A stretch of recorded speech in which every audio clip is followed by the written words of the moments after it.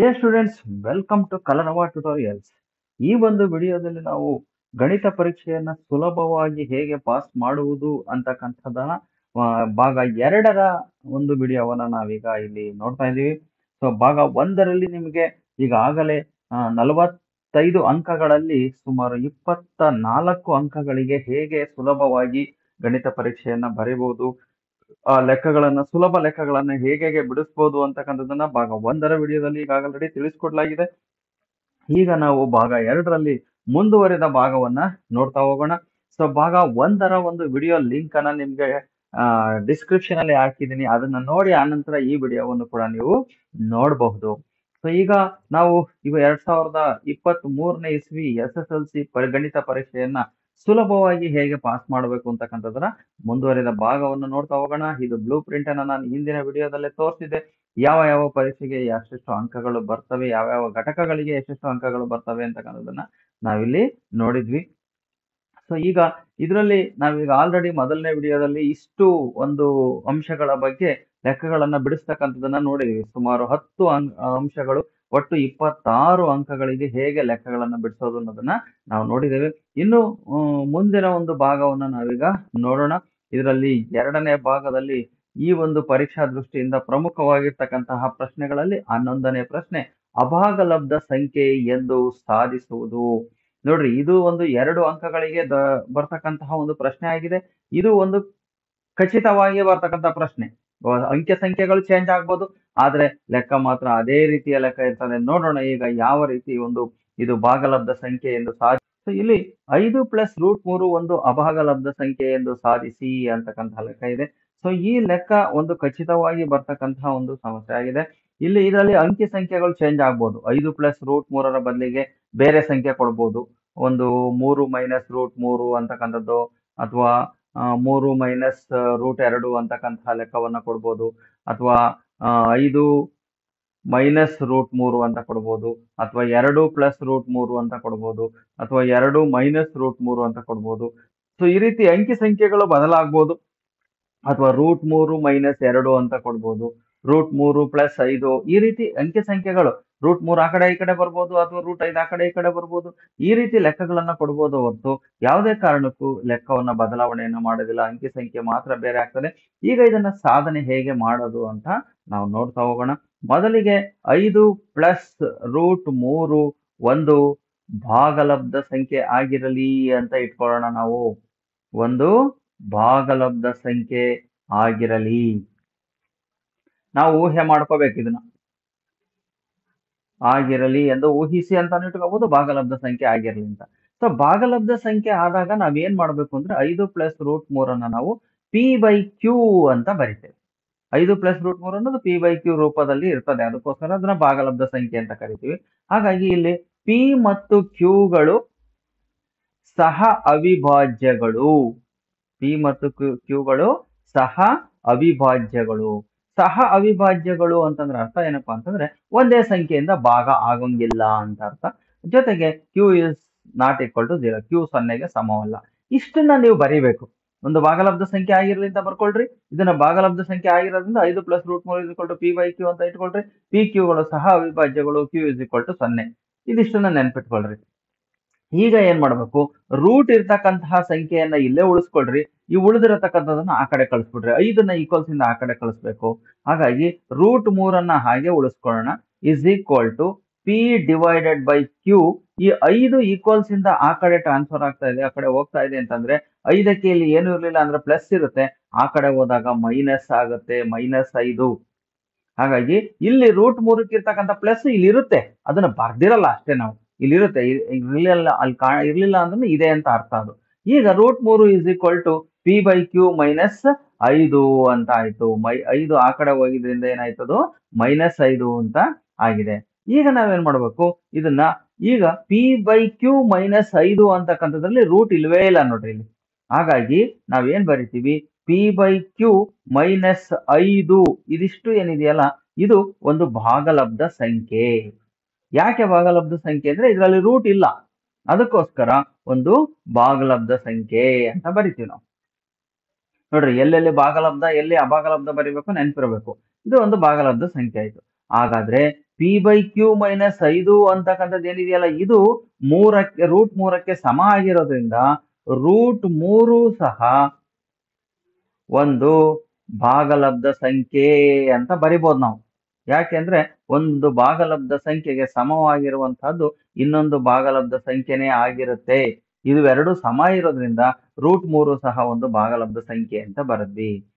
ಆದರೆ ನಾವು ಸಾಧನೆ ಮಾಡಿರುವುದರ ಪ್ರಕಾರ √3 ಒಂದು ಅಭಾಗಲಬ್ಧ ಸಂಖ್ಯೆಯಾಗಿದೆ. ನಾವೀಗಾಗಲೇ ಸಾಧನೆಯನ್ನ ಮಾಡಿರ್ತೇವೆ. ಹಾಗಾಗಿ √3 ಅಂತಕ್ಕಂಥದ್ದು ಒಂದು ಅಭಾಗಲಬ್ಧ ಸಂಖ್ಯೆಯಾಗಿದೆ. ಹಾಗಾದ್ರೆ ನಾವು ಊಹೆ ಮಾಡ್ಕೊಂಡಿದ್ದು ತಪ್ಪಾಯ್ತು. ಇದು ಏನ್ ಮಾಡ್ತದೆ ಅಂದ್ರೆ ನಮಗೆ ಅದು ಆಕ್ಚುಲಿ ಇದು ಅಭಾಗಲಬ್ಧ ಸಂಖ್ಯೆ, ನಮಗೆ ಭಾಗಲಬ್ಧ ಸಂಖ್ಯೆ ಅಂತ ಬಂತು. ಅದಕ್ಕೆ ಏನ್ ಹೇಳ್ತೀವಪ್ಪ ಅಂದ್ರೆ ಇದು ವೈರುಧ್ಯಕ್ಕೆ ಎಡೆ ಮಾಡಿಕೊಡುತ್ತದೆ. ಉಲ್ಟಾ ಆಯ್ತು ಅಂತ ಅರ್ಥ. ವೈರುಧ್ಯಕ್ಕೆ ಎಡೆ ಮಾಡಿಕೊಡುತ್ತದೆ. ಇದನ್ನ ಬರೆಯಕ್ ಬರ್ಲಿಲ್ಲ ಪದನ ಅಂತಂದ್ರೆ ಇದನ್ನ ಬಿಟ್ಬಿಡ್ರಿ, ಮುಂದಿನ ವಾಕ್ಯವನ್ನು ಬರಿಬೇಕು. ಇದೊಂದನ್ನ ಬಿಡಬಹುದು ಬೇಕಾದ್ರೆ. ಇದು ವೈರುಧ್ಯಕ್ಕೆ ಎಡೆ ಮಾಡಿಕೊಡುತ್ತದೆ. ಆದ್ದರಿಂದ ನಮ್ಮ ಊಹೆ ಏನಾಯ್ತು? ತಪ್ಪಾಗಿದೆ. ನಮ್ಮ ಊಹೆ ಏನಾಗಿದೆ? ತಪ್ಪಾಯ್ತು. ಊಹೆ ಎಲ್ಲಿ ಮಾಡ್ಕೊಂಡಿದ್ವಿ ನಾವು? 5 + √3 ಇದು ಒಂದು ಭಾಗಲಬ್ಧ ಸಂಖ್ಯೆ ಆಗಿರ್ಲಿ ಅಂತ ಊಹೆ ಮಾಡ್ಕೊಂಡಿದ್ವಿ. ಆದ್ದರಿಂದ ನಮ್ಮ ಊಹೆ ತಪ್ಪಾಗಿದೆ. ತಪ್ಪಾಗಿರೋದ್ರಿಂದ ನಾವು ಅದನ್ನ ಸರಿ ಮಾಡ್ಕೋಬೇಕಲ್ಲ. 5 + √3 ಒಂದು ಅಭಾಗಲಬ್ಧ ಸಂಖ್ಯೆ. 5 + √3 ಒಂದು ಅಭಾಗಲಬ್ಧ ಸಂಖ್ಯೆ ಆಗಿದೆ. ಇದನ್ನೇ ನಾವು ಸಾಧನೆ ಮಾಡಬೇಕಾಗಿದ್ದು. ಇಷ್ಟು ಸಾಧನೆ ಮಾಡಿ ಮುಗೀತು. ನೋಡ್ರಿ, ಎಲ್ಲಿ ಭಾಗಲಬ್ಧ ಸಂಖ್ಯೆ ಬರೀಬೇಕು ನೋಡ್ಕೊಳ್ರಿ. ಇಲ್ಲೂ ಭಾಗಲಬ್ಧ ಸಂಖ್ಯೆ, ಈ ಸೆಂಟೆನ್ಸ್ ಅಲ್ಲಿ ಇಲ್ಲೂ ಭಾಗಲಬ್ಧ ಸಂಖ್ಯೆ, ಇಲ್ಲೂ ಭಾಗಲಬ್ಧ ಸಂಖ್ಯೆ. ಆದ್ರೆ ಇಲ್ಲಿ √3 ಒಂದು ಅಭಾಗಲಬ್ಧ ಸಂಖ್ಯೆ ಅಂತ ಬರಿತೀವಿ. ಈ ಸೆಂಟೆನ್ಸ್ ಅಲ್ಲೂ ಅಭಾಗಲಬ್ಧ ಸಂಖ್ಯೆ ಅಂತ ಬರಿತೀವಿ. ಇಷ್ಟು ಬರೆದ್ರೆ ನಿಮ್ಗೆ 2 ಅಂಕಗಳು ಖಚಿತವಾಗಿ ಕೊಡ್ತಾರೆ. ಇಲ್ಲಿ ಏನೇನು ಬದಲಾವಣೆ ಇರೋದಿಲ್ಲ ಬರೆಯೋ ವಾಕ್ಯದಲ್ಲಿ. ಸಂಖ್ಯೆಗಳು ಮಾತ್ರ 5ರ ಬದಲಿಗೆ 3 ಬರ್ಬೋದು, 3 ಬದಲಿಗೆ 2 ಬರ್ಬೋದು, ಏನೇ ಬರ್ಬೋದು. ಅದನ್ನ ಮಾತ್ರ ನೀವೇನ್ ಮಾಡ್ಬೇಕು? ಸರಿಯಾಗಿ ಬರಿಬೇಕಾಗ್ತದೆ. ಇನ್ನೊಂದ್ಸಲ ಏನಾಗ್ತದಪ್ಪ ಅಂತಂದ್ರೆ ಮೈನಸ್ ಕೊಟ್ಬಿಡ್ತಾರೆ. √3ಕ್ಕೆ ಮೈನಸ್ ಕೊಟ್ಬಿಡ್ತಾರೆ. ಅವಾಗ ಒಂದ್ ಸ್ವಲ್ಪ ಚೇಂಜ್ ಮಾಡ್ಕೊಳ್ರಿ ಅಷ್ಟೇ. ಈಗ ಇದನ್ನ ಏನಾದ್ರು 5 - √3 ಅಂತಕ್ಕಂಥದ್ದನ್ನು ಕೊಟ್ಬಿಟ್ರೆ, 5 - √3 ಒಂದು ಅಭಾಗಲಬ್ಧ ಸಂಖ್ಯೆಯಿಂದ ಸಾಧಿಸಿ ಅಂತ ಕೊಟ್ರೆ, ಉಳಿದಿರೋ ವಾಕ್ಯ ಎಲ್ಲ ಸೇಮ್, ಏನೇನು ಚೇಂಜ್ ಮಾಡ್ಬೇಡ್ರಿ. ಆದ್ರೆ ಇದ್ರಲ್ಲಿ ಏನ್ ಮಾಡ್ಬೇಕು? ಇದನ್ನ = P/Q ಅಂತೇಳಿ ಇಲ್ಲಿ ಏನ್ 2ನೇ ಲೈನ್ ಅಲ್ಲಿ ಬರೀತಿರೋ ಇದನ್ನ ಏನ್ ಮಾಡ್ರಿ? √3 ಇಲ್ಲೇ 5ನ್ನ ಇಲ್ಲೇ ಉಳಿಸ್ಕೊಂಡು √3 ಆ ಕಡೆ ಕಳಿಸ್ರಿ. ಯಾವಾಗ? √3ಕ್ಕೆ ಮೈನಸ್ ಇದ್ದಾಗ ಮಾತ್ರ. ಯಾಕೆಂದ್ರೆ ಮೈನಸ್ ಅನ್ನ ಉಳಿಸ್ಕೊಂಡ್ರೆ ಇಲ್ಲಿ √3ಕ್ಕೆ ಮೈನಸ್ ಉಳಿದ್ ಬಿಡ್ತದೆ, ಅದು ಉಳಿಬಾರ್ದು. ಅದಕ್ಕೋಸ್ಕರ √3 ಆ ಕಡೆ ಕಳಿಸ್ರಿ, P/Q ಈ ಕಡೆ ತಗೊಂಡ್ಬಂದ್ಬಿಡ್ರಿ. ಏನೇನು ಚೇಂಜ್ ಆಗಲ್ಲ. ಹಾಗಾಗಿ 5 ಮೈನಸ್ಗೆ ಮೈನಸ್ ಹಂಗೆ ಇರ್ತದೆ, P/Q ಈ ಕಡೆ ಬರ್ತದೆ, √3 ಆ ಕಡೆ ಹೋಗ್ತದೆ.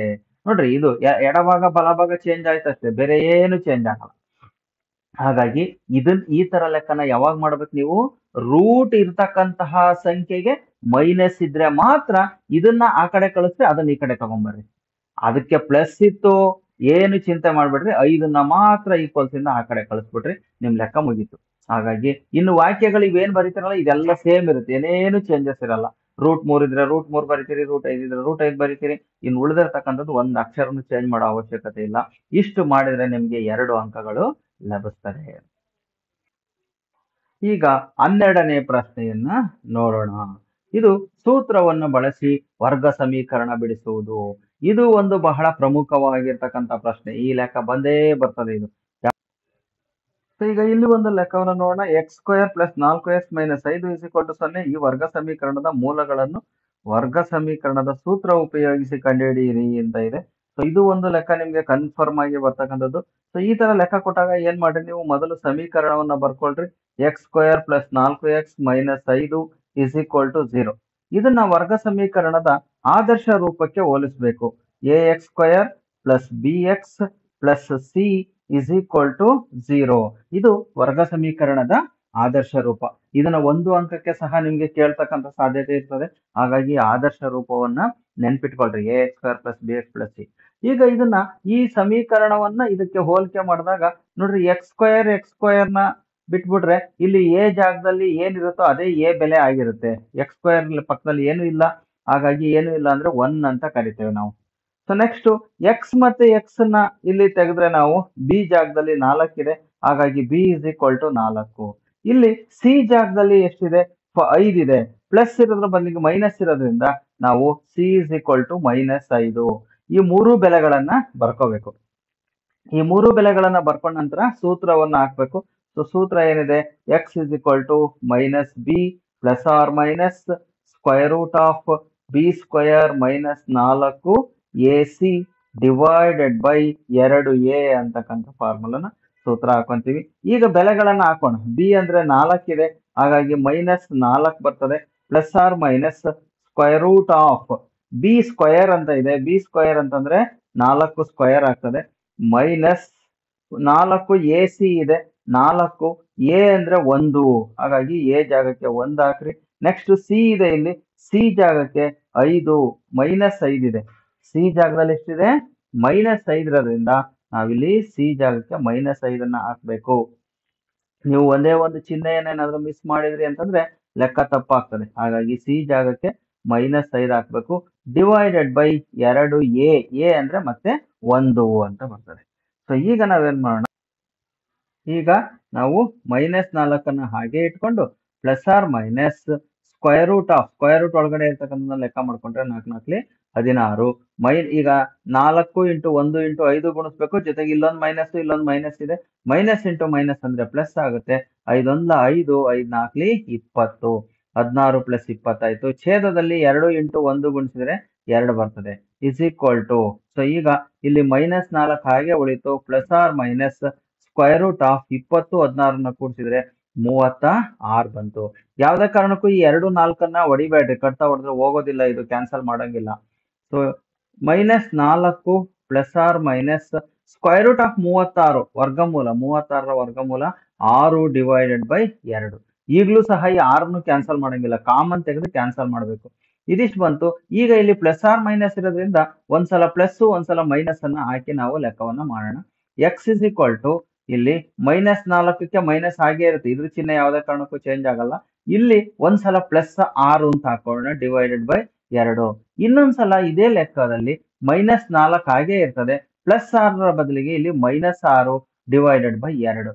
ಯಾಕೆ ಪ್ಲಸ್ ಮೈನಸ್ ಹಾಕಿದ್ವಿ ಅಂದ್ರೆ ಇಲ್ಲಿ ಪ್ಲಸ್ ಆರ್ ಮೈನಸ್ ಚಿಹ್ನೆ ಇರುತ್ತೆ, ಒಂದ್ಸಲ ಪ್ಲಸ್ ತಗೋಬೇಕು, ಇನ್ನೊಂದ್ಸಲ ಮೈನಸ್ ತಗೋಬೇಕು. ಈಗ ಲೆಕ್ಕ ಮಾಡೋಣ. ಎಕ್ಸ್ ಇಸ್ ಈಕ್ವಲ್ ಟು 4ರಲ್ಲಿ ಮೈನಸ್ ಇದೆ, 6ರಲ್ಲಿ ಪ್ಲಸ್ ಇದೆ, ಬೇರೆ ಬೇರೆ ಚಿಹ್ನೆ ಇದ್ದಾಗ ಸಂಖ್ಯೆಗಳನ್ನ ಒಂದರಲ್ಲಿ ಇನ್ನೊಂದನ್ನ ಕಳಿಬೇಕು. ದೊಡ್ಡ ಸಂಖ್ಯೆನಲ್ಲಿ ಚಿಕ್ಕ ಸಂಖ್ಯೆ ಕಳಿಬೇಕು. 6ರಲ್ಲಿ 4 ಕಳೆದ್ರೆ 2 ಡಿವೈಡೆಡ್ ಬೈ 2. ಇಲ್ಲಿ ದೊಡ್ಡ ಸಂಖ್ಯೆಯ ಚಿಹ್ನೆ 6 ಪ್ಲಸ್ ಇರೋದ್ರಿಂದ ಇದು ಪ್ಲಸ್ ಬರ್ತದೆ, ಇಲ್ಲಿ ಪ್ಲಸ್ ಇದ್ರೆ ಬರೆಯೋ ಅವಶ್ಯಕತೆ ಇರಲ್ಲ. Next X is equal to ಇಲ್ಲಿ ಇದರಲ್ಲೂ 4ರಲ್ಲೂ ಮೈನಸ್ ಇದೆ, ಇದರಲ್ಲೂ 6ರಲ್ಲೂ ಮೈನಸ್ ಇದೆ, 2ರಲ್ಲೂ ಒಂದೇ ತರದ ಚಿಹ್ನೆ ಇದ್ದಾಗ ಕೂಡಿಸ್ಬೇಕು. ಹಾಗಾಗಿ 6ಕ್ಕೆ 4 ಕೂಡಿಸಿದ್ರೆ 10, ದೊಡ್ಡ ಸಂಖ್ಯೆಯ ಚಿಹ್ನೆ ಮೈನಸ್ ಇರೋದ್ರಿಂದ -10 ಆಗುತ್ತೆ, ಡಿವೈಡೆಡ್ ಬೈ 2. ಈಗ ನೋಡ್ರಿ 2 1 ಎಕ್ಸ್ ಇಸ್ ಈಕ್ವಲ್ ಟು 1/1 ಅಂದ್ರೆ ಅರ್ಥ 1 ಅಂತ ಅಷ್ಟೇ. So X is equal to ಇಲ್ಲಿ 2 1 2 5 ಬರ್ತದೆ, ಹಾಗಾಗಿ ಇಲ್ಲಿ ಛೇದದಲ್ಲಿ 1 ಇದ್ರೆ ಅದನ್ನ ಬಿಟ್ಬಿಡ್ತೀವಿ. X is equal to -5. ಇವೆರಡು ಬೆಲೆಗಳು ನಮ್ಗೆ ಬಂತು. ಈ ರೀತಿ ಇದೊಂದು ಲೆಕ್ಕವನ್ನು ನೀವು ಸರಿಯಾಗಿ ಕಲ್ತ್ಕೊಂಡ್ರೆ 2 ಅಂಕ ನಿಮ್ಗೆ ಗ್ಯಾರಂಟಿ ಇದ್ದೇ ಇರ್ತದೆ. ಇಲ್ಲಿ ಏನಪ್ಪಾ ಅಂದ್ರೆ ಅಂಕೆಗಳು ಬದಲಾಗ್ತಾವ ಅಷ್ಟೇ, ಎ ಬೆಲೆ, ಬಿ ಬೆಲೆ, ಸಿ ಬೆಲೆ ಬದಲಾಗುತ್ತೆ, ಆದ್ರೆ ಹಾಕಿ ಲೆಕ್ಕವನ್ನ ಬಿಡಿಸ್ತಕ್ಕಂತಹ ಮೆಥಡ್ ಮಾತ್ರ ಒಂದೇ ಇರುತ್ತೆ. ಹಾಗಾಗಿ ಸುಲಭ ಇದು ಸೂತ್ರ ಬರೆದ್ರೆ ಅರ್ಧ ಮಾರ್ಕ್ಸ್ ಇರ್ತದೆ, ಬೆಲೆಯನ್ನ ಹಾಕಿದ್ರೆ ಅರ್ಧ ಮಾರ್ಕ್ಸ್ ಇರ್ತದೆ, ಕ್ಯಾಲ್ಕುಲೇಷನ್ ಮಾಡಿದ್ರೆ ಅರ್ಧ ಮಾರ್ಕ್ಸ್, ಎಕ್ಸ್ ಬೆಲೆಗಳನ್ನ ಬರೆದ್ರೆ ಅರ್ಧ ಮಾರ್ಕ್ಸ್. ಹಾಗಾಗಿ ಸುಲಭವಾಗಿ ನೀವು ಇದರಲ್ಲಿ 2 ಅಂಕಗಳನ್ನ ಗಳಿಸ್ಲಿಕ್ಕೆ ಸಾಧ್ಯವಾಗ್ತದೆ. ಮುಂದಿನ ಲೆಕ್ಕವನ್ನು ನೋಡೋಣ. 13ನೇದು ಸರಾಸರಿ, ಮಧ್ಯಾಂಕ ಅಥವಾ ಬಹುಲಕ ಲೆಕ್ಕಾಚಾರ ಮಾಡುವುದು. ನೋಡ್ರಿ, ಇದು 3 ಅಂಕಗಳಿಗೆ ಪ್ರಶ್ನೆಯನ್ನ ಕೇಳ್ತಾರೆ. ಇಲ್ಲಿ ನಿಮಗೆ ಸರಾಸರಿ ಅಥವಾ ಮಧ್ಯಾಂಕ, ಸರಾಸರಿ ಅಥವಾ ಬಹುಲಕ, ಮಧ್ಯಾಂಕ ಅಥವಾ ಬಹುಲಕ ಅಂತೇಳಿ 3 ರೀತಿಯ ಆಪ್ಷನ್ ಅಲ್ಲಿ ಕೇಳುವಂತ ಚಾನ್ಸಸ್ ಇರ್ತದೆ. ಹಾಗಾಗಿ ನಿಮಗೆ ಇಲ್ಲಿ ಅಥವಾ ಪ್ರಶ್ನೆ ಕೂಡ ಇರ್ತದೆ, ಇಲ್ಲಿ ಆಪ್ಷನ್ ಇರ್ತದೆ. ನಿಮ್ಗೆ ಇವೆರಡರಲ್ಲಿ ಯಾವ್ದನ್ ಬೇಕಾದ್ರೂ ಕೇಳ್ಬೋದು. ನಿಮ್ಗೆ ಸರಾಸರಿ ಜೊತೆಗೆ ಮಧ್ಯಾಂಕ ಕೇಳ್ಬೋದು, ಅಥವಾ ಕೇಳಿ, ಅಥವಾ ಮಧ್ಯಾಂಕ ಮತ್ತು ಬಹುಲಕ ಕೇಳ್ಬೋದು. ನಿಮ್ಗೆ ಯಾವ್ದು ಲೆಕ್ಕ ಮಾಡ್ಲಿಕ್ಕೆ ಸುಲಭ ಅನಿಸ್ತದೋ ಅದನ್ನ ನೀವು ಕಲ್ತ್ಕೋಬಹುದು. ನಾನಿಲ್ಲಿ ನಿಮ್ಗೆ 3 ಸಹ ಕಲ್ಸಿರ್ತೀನಿ, ನಿಮ್ಗೆ ಯಾವ್ದು ಸುಲಭ ಅನಿಸ್ತದೋ ಅದನ್ನ ಕಲೀರಿ. ಸರಾಸರಿ ಅಂತೂ ಬಹಳ ಸುಲಭವಾಗಿ ಲೆಕ್ಕಾಚಾರ ಬರ್ತದೆ. ಗುಣಾಕಾರ 1 ಸರಿಯಾಗಿ ಬಂತು ಅಂದ್ರೆ ಸರಾಸರಿ ಲೆಕ್ಕವನ್ನು ಸುಲಭವಾಗಿ ಮಾಡಬಹುದು. ಸೊ ಈಗ ನಾವು ಈ ಒಂದು ಲೆಕ್ಕವನ್ನು ಹೇಗೆ ಬಿಡಿಸೋದು ಅನ್ನೋದನ್ನ ನೋಡೋಣ. ಸೊ ಮೊದಲಿಗೆ ಸಂಖ್ಯಾಶಾಸ್ತ್ರದಲ್ಲಿ ಇಲ್ಲಿ 3 ಅಂಕದ 2 ಪ್ರಶ್ನೆಗಳನ್ನ ಕೊಟ್ಟಿರ್ತಾರೆ. ಒಂದು ಪ್ರಶ್ನೆಗೆ ಆಂತರಿಕ ಆಯ್ಕೆ ಇರ್ತದೆ. ಆಂತರಿಕ ಆಯ್ಕೆ ಅಂತಂದ್ರೆ ಅಥವಾ ಪ್ರಶ್ನೆ ಇರ್ತದೆ. ಒಂದು ಪ್ರಶ್ನೆ ಸರಾಸರಿ, ಮಧ್ಯಾಂಕ ಅಥವಾ ಬಹುಲಕ ಕಂಡುಹಿಡಿಯೋದ್ರ ಬಗ್ಗೆ ಇರ್ತಾರೆ. ಇನ್ನೊಂದು ಪ್ರಶ್ನೆ ಯಾವ್ದಪ್ಪ, ಓಜೀವ್ ನಕ್ಷೆ. ಇವೆರಡನ್ನು ಸುಲಭವಾಗಿ ಬಿಡಿಸ್ಬೋದು ನೀವು. 3 6 ಅಂಕಗಳು ನಿಮ್ಗೆ ಸುಲಭವಾಗಿ ಸಿಗ್ತದೆ. ಈ 2 ಲೆಕ್ಕಗಳನ್ನ ಬಿಡೋ ಆಗಿಲ್ಲ ನೀವು. ಅದ್ರಲ್ಲಿ ಈಗ ಮೊದಲನೇದನ್ನ ನೋಡೋಣ. ಈ ವರ್ಗೀಕೃತ ದತ್ತಾಂಶಗಳಿಗೆ ಸರಾಸರಿಯನ್ನ ಕಂಡುಹಿಡಿಯಿರಿ ಅಂತ ಕೊಟ್ಟಿರ್ತಾರೆ. ನೆಕ್ಸ್ಟ್ ಅಥವಾ ಮಧ್ಯಾಂಕ ಕಂಡುಹಿಡಿಯೋದಕ್ಕೆ ಇನ್ನೊಂದು ಲೆಕ್ಕ ಕೊಟ್ಟಿರ್ತಾರೆ. ಈಗ ಈ ಸರಾಸರಿ ಕಂಡುಹಿಡಿಯೋದ್ರಲ್ಲಿ ನಾವು ಲೆಕ್ಕವನ್ನು ಹೇಗೆ ಬಿಡಿಸೋದು ಅನ್ನೋದನ್ನ ನೋಡ್ತಾ.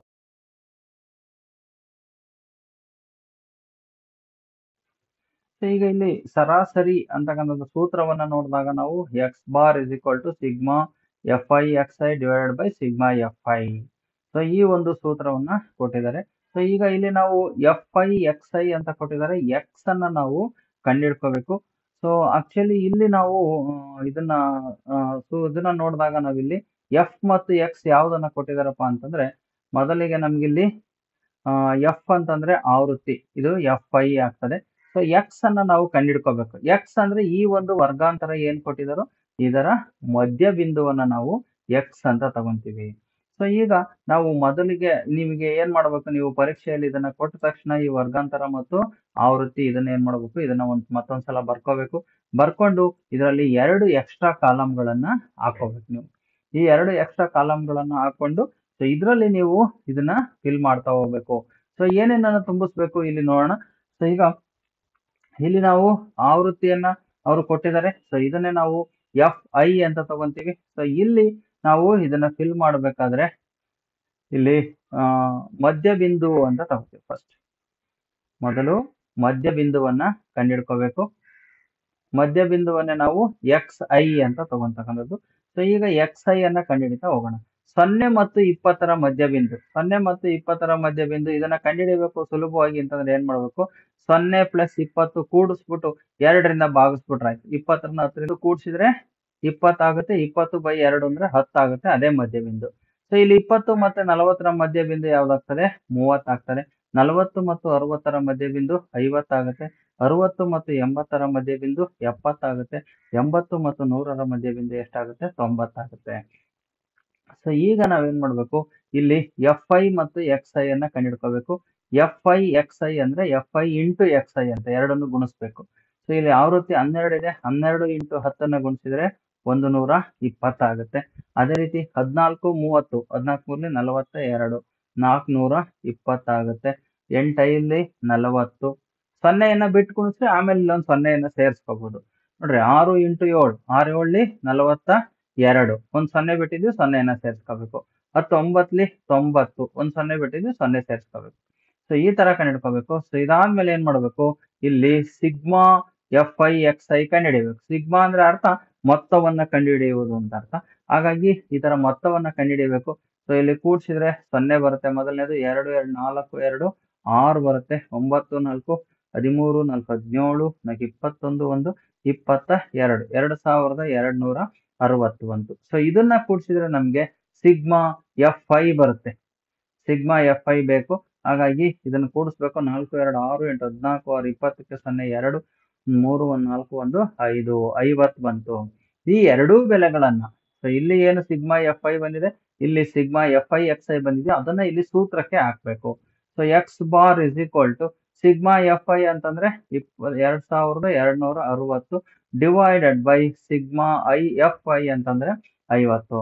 ಇಲ್ಲೊಂದು 0 0 ಕ್ಯಾನ್ಸಲ್ ಮಾಡ್ರಿ. 5ರಿಂದ ಇದನ್ನ ಭಾಗಿಸ್ಬೇಕು. 5 4 20, ಇಲ್ಲಿ 2 ಉಳಿತು 26. 5 5 25 ಭಾಗ ಆಗುತ್ತೆ. 1 ಉಳಿತು. ಪಾಯಿಂಟ್ ಇಟ್ಟು 0 ಹಾಕಿದ್ರೆ 5 2 10. ಸೊ ಇದು ಎಕ್ಸ್ ಬಾರ್. ಇದನ್ನ ನಾವು ಸರಾಸರಿ ಅಂತ ಕರಿತೇವೆ. ನೋಡ್ರಿ, ಇಷ್ಟೇ ನೀವು ಮಾಡ್ಬೇಕಾಗಿರ್ತಕ್ಕಂಥದ್ದು. ಒಂದು ವರ್ಗಾಂತರ ಮತ್ತೆ ಆವೃತ್ತಿಯನ್ನ ಕೊಟ್ಟಿರ್ತಾರೆ, ಅದಕ್ಕೆ ಎಕ್ಸ್ಟ್ರಾ 2 ಕಾಲಮ್ ಹಾಕೊಳ್ರಿ. ಈ ವರ್ಗಾಂತರದ ಮಧ್ಯ ಬಿಂದುಗಳನ್ನ ಇಲ್ಲಿ ಬರ್ಕೊಂತ ಹೋಗ್ರಿ.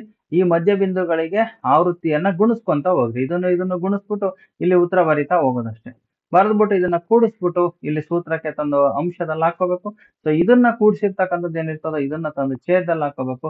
2 ಭಾಗ ಆಗ್ತದಲ್ಲ, ಭಾಗ ಮಾಡ್ಬಿಟ್ಟು ಉತ್ತರ ಬರೆದ್ರೆ ಅದು ನಿಮ್ಗೆ ಸರಾಸರಿಯನ್ನ ಕೊಡ್ತದೆ. ಬಹಳ ಸುಲಭವಾಗಿ 3 ಅಂಕಗಳನ್ನ ಗಳಿಸ್ಕೊಳ್ಳಿಕ್ಕೆ ನಿಮ್ಗೆ ಸಾಧ್ಯ ಆಗುತ್ತೆ. ಸೊ ಇದು ಈ ಒಂದು ಕೊಟ್ಟಿರುವಂತಹ ದತ್ತಾಂಶಗಳಿಗೆ ಸರಾಸರಿಯನ್ನ ಕಂಡುಹಿಡಿತಕ್ಕಂಥದ್ದು ಆಗಿರ್ತದೆ. ಇದರಲ್ಲೇನೆ ನಿಮಗೆ ಅಥವಾ ಪ್ರಶ್ನೆ ಕೂಡ ಇರ್ತದೆ.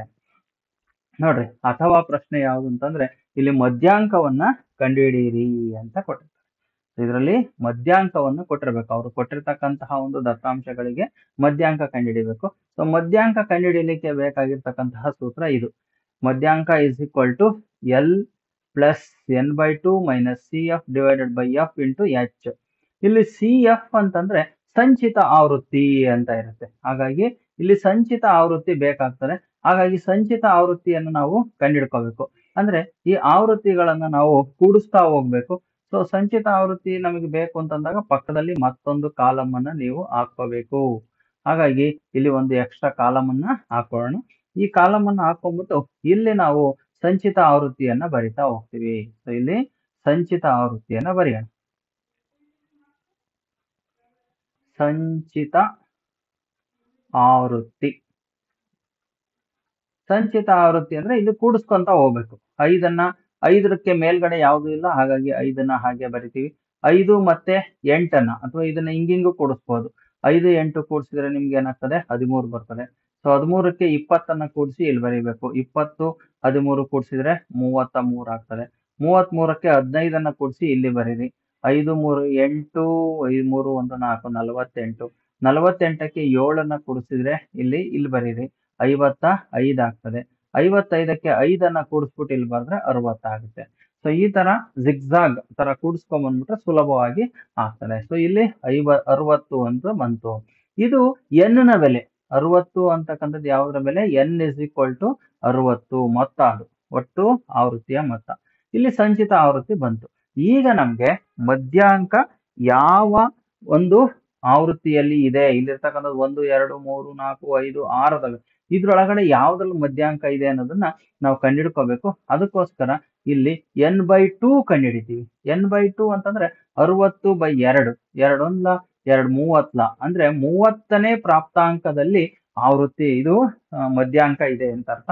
30ನೇ ಪ್ರಾಪ್ತಾಂಕ ಎಲ್ಲಿ ಬರುತ್ತೆ ಅಂತಂದ್ರೆ ನೋಡಿ, ಇಲ್ಲಿ ಸಂಚಿತ ಆವೃತ್ತಿಯನ್ನ ಏನ್ ಬರ್ದಿದ್ರಲ್ಲ, ಇದರಲ್ಲಿ 1 2 3 4 5 5ನೇ ವ್ಯಕ್ತಿಗಳ ತನಕ ಇಲ್ಲಿ ಇರ್ತಾರೆ.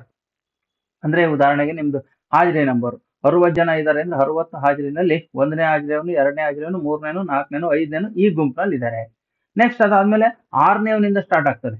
6 7 8 9 10 11 12 13. ಸೊ ಅವ್ರು ಅಷ್ಟು ಜನ ಈ ಗುಂಪಿನಾಗಿದ್ದಾರೆ. ನೆಕ್ಸ್ಟ್ 13 ಆದ ನಂತರ 14ನೇವನಿಂದ ಸ್ಟಾರ್ಟ್ ಆಗ್ತದೆ. 14ನೇವನು, 15ನೇವನು, 16ನೇವನು, 17 18 19 20 21 22 23 24 25 26 27 28 29 30 31 32 33 ತನಕನೂ ಇಲ್ಲೇ ಇದ್ದಾರೆ. ಅಂದ್ರೆ 30ನೇವನು ಯಾವ ಗುಂಪಿನಲ್ಲಿ ಬಂದ? ಅವನು ನಮ್ಗೆ ಈ ಗುಂಪಿನಲ್ಲಿ ಬಂದ, 30ನೇವನು. ಹಾಗಾಗಿ 30ನೇ ಹಾಜರಿ ಸಂಖ್ಯೆ ಅಂತಲೇ ಇಟ್ಕೊಳ್ಳೋಣ ನಾವು. ಆ 30ನೇವನು ಇಲ್ಲಿ ಬಂದಿಯಾನೆ ಅಂದಾಗ ಇದಕ್ಕೆ ನಾವು ಏನ್ ಮಾಡ್ಬೇಕಪ್ಪ ಅಂದ್ರೆ ಒಂದು ಬಾಕ್ಸ್ ಅನ್ನು ಹಾಕೊಂತೀವಿ. ಸೊ ಇಲ್ಲಿ ನಮಗೆ ಮಧ್ಯಾಂಕ ಸಿಗುತ್ತೆ. ಆ ಮಧ್ಯಾಂಕ ಯಾವ್ದ್ರೊಳಗಿರ್ತದಪ್ಪ ಅಂದ್ರೆ 20ರಿಂದ 30ರೊಳಗೆ ಇರುತ್ತೆ. ಆ ಮಧ್ಯಾಂಕ ನಮಗೆ ಸಿಗ್ತಕ್ಕಂತಹ ಉತ್ತರ ಈ ಒಂದು ಬಾಕ್ಸ್ನ 20ರಿಂದ 30 ವರ್ಗಾಂತರದೊಳಗಡೆ ಇರುತ್ತೆ. ಈಗ ನಾವು ಬೆಲೆಗಳನ್ನ ಬರ್ಕಂತ ಹೋಗ್ಬೇಕು. ನೋಡ್ರಿ, ಇಲ್ಲಿ ಸೂತ್ರಕ್ಕೆ ಏನೇನ್ ಬೇಕು? ಎಲ್ ಬೇಕು. L is equal to L ಅಂತಂದ್ರೆ ಈ ವರ್ಗಾಂತರದಲ್ಲಿ ಇರ್ತಕ್ಕಂತಹ ಕೆಳಮಿತಿ, ಅತಿ ಕಡಿಮೆ ಸಂಖ್ಯೆ ಎಷ್ಟಿದೆ? 20 30ರಲ್ಲಿ ಅತಿ ಕಡಿಮೆ ಅಂದ್ರೆ 20 ಇದೆ. ಎಲ್ ನ ಬೆಲೆ 20 ಆಯ್ತು. ಸೊ ನೆಕ್ಸ್ಟ್ ಎನ್ ಅಂದ್ರೆ ಆಲ್ರೆಡಿ ನಮಗಿಲ್ಲೇ 60 ಅಂತ ಗೊತ್ತಿದೆ. CF ಕ್ಯುಮ್ಯುಲೇಟಿವ್ ಫ್ರೀಕ್ವೆನ್ಸಿ, ಸಂಚಿತ ಮೊತ್ತ, ಆವೃತ್ತಿಯ ಮೊತ್ತ ಅಂತ ಕರಿತೀವಿ. ಇದು ಈ ಬಾಕ್ಸ್ ನಲ್ಲಿರೋ ಸಂಚಿತ ಆವೃತ್ತಿ. ಇದರ ಹಿಂದಿಂದು ಸಂಚಿತ ಆವೃತ್ತಿಯನ್ನ ತಗೋಬೇಕು.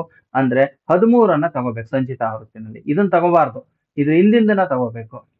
ಸೊ ನೆಕ್ಸ್ಟ್ ಎಫ್ ಅಂದ್ರೆ ಈ ಒಂದು ಮಧ್ಯಾಂಕ ಇರುವಂತಹ ಒಂದು ಆವೃತ್ತಿ ಎಷ್ಟು? 20. ಇದನ್ನ ತಗೋಬೇಕು. ಎಫ್ ಅಂದ್ರೆ ಇದು ಎಫ್ ಆಗುತ್ತೆ, ಇದು CF ಆಗುತ್ತೆ, ಇದು ಎಲ್ ಆಗುತ್ತೆ. ಇವು 3 ಬೆಲೆ ಇಲ್ಲೇ ಸಿಕ್ಕೋಗ್ಬೇಕು ನಮ್ಗೆ. ಈಗ ನಾವೇನ್ ಮಾಡ್ಬೇಕು? ಈ ಇಷ್ಟು ಬೆಲೆಗಳನ್ನ ತಂದು ಸೂತ್ರಕ್ಕೆ ಹಾಕ್ಬೇಕು. ಮಧ್ಯಾಂಕ ಇಸ್ ಈಕ್ವಲ್ ಟು ಎಲ್ ಅಂತಂದ್ರೆ 20. ಎಲ್ ಜಾಗಕ್ಕೆ 20 ಹಾಕ್ಬೇಕು. ಪ್ಲಸ್ಗೆ ಪ್ಲಸ್ ಹಾಕೋಣ. ಬ್ರಾಕೆಟ್ n/2 ಅಂತ ಇದೆ. n/2 ಅಂದ್ರೆ 60/2 ಮೈನಸ್ CF ಅಂತ ಇದೆ. CF 13 ಅಂತ ಸಿಕ್ಕಿದೆ ನಮ್ಗೆ. ಡಿವೈಡೆಡ್ ಬೈ ಎಫ್ ಅಂತಂದ್ರೆ ಅಲ್ಲಿ ನಮ್ಗೆ 20 ಇದು ನಮ್ಗೆ ಸಿಕ್ತು.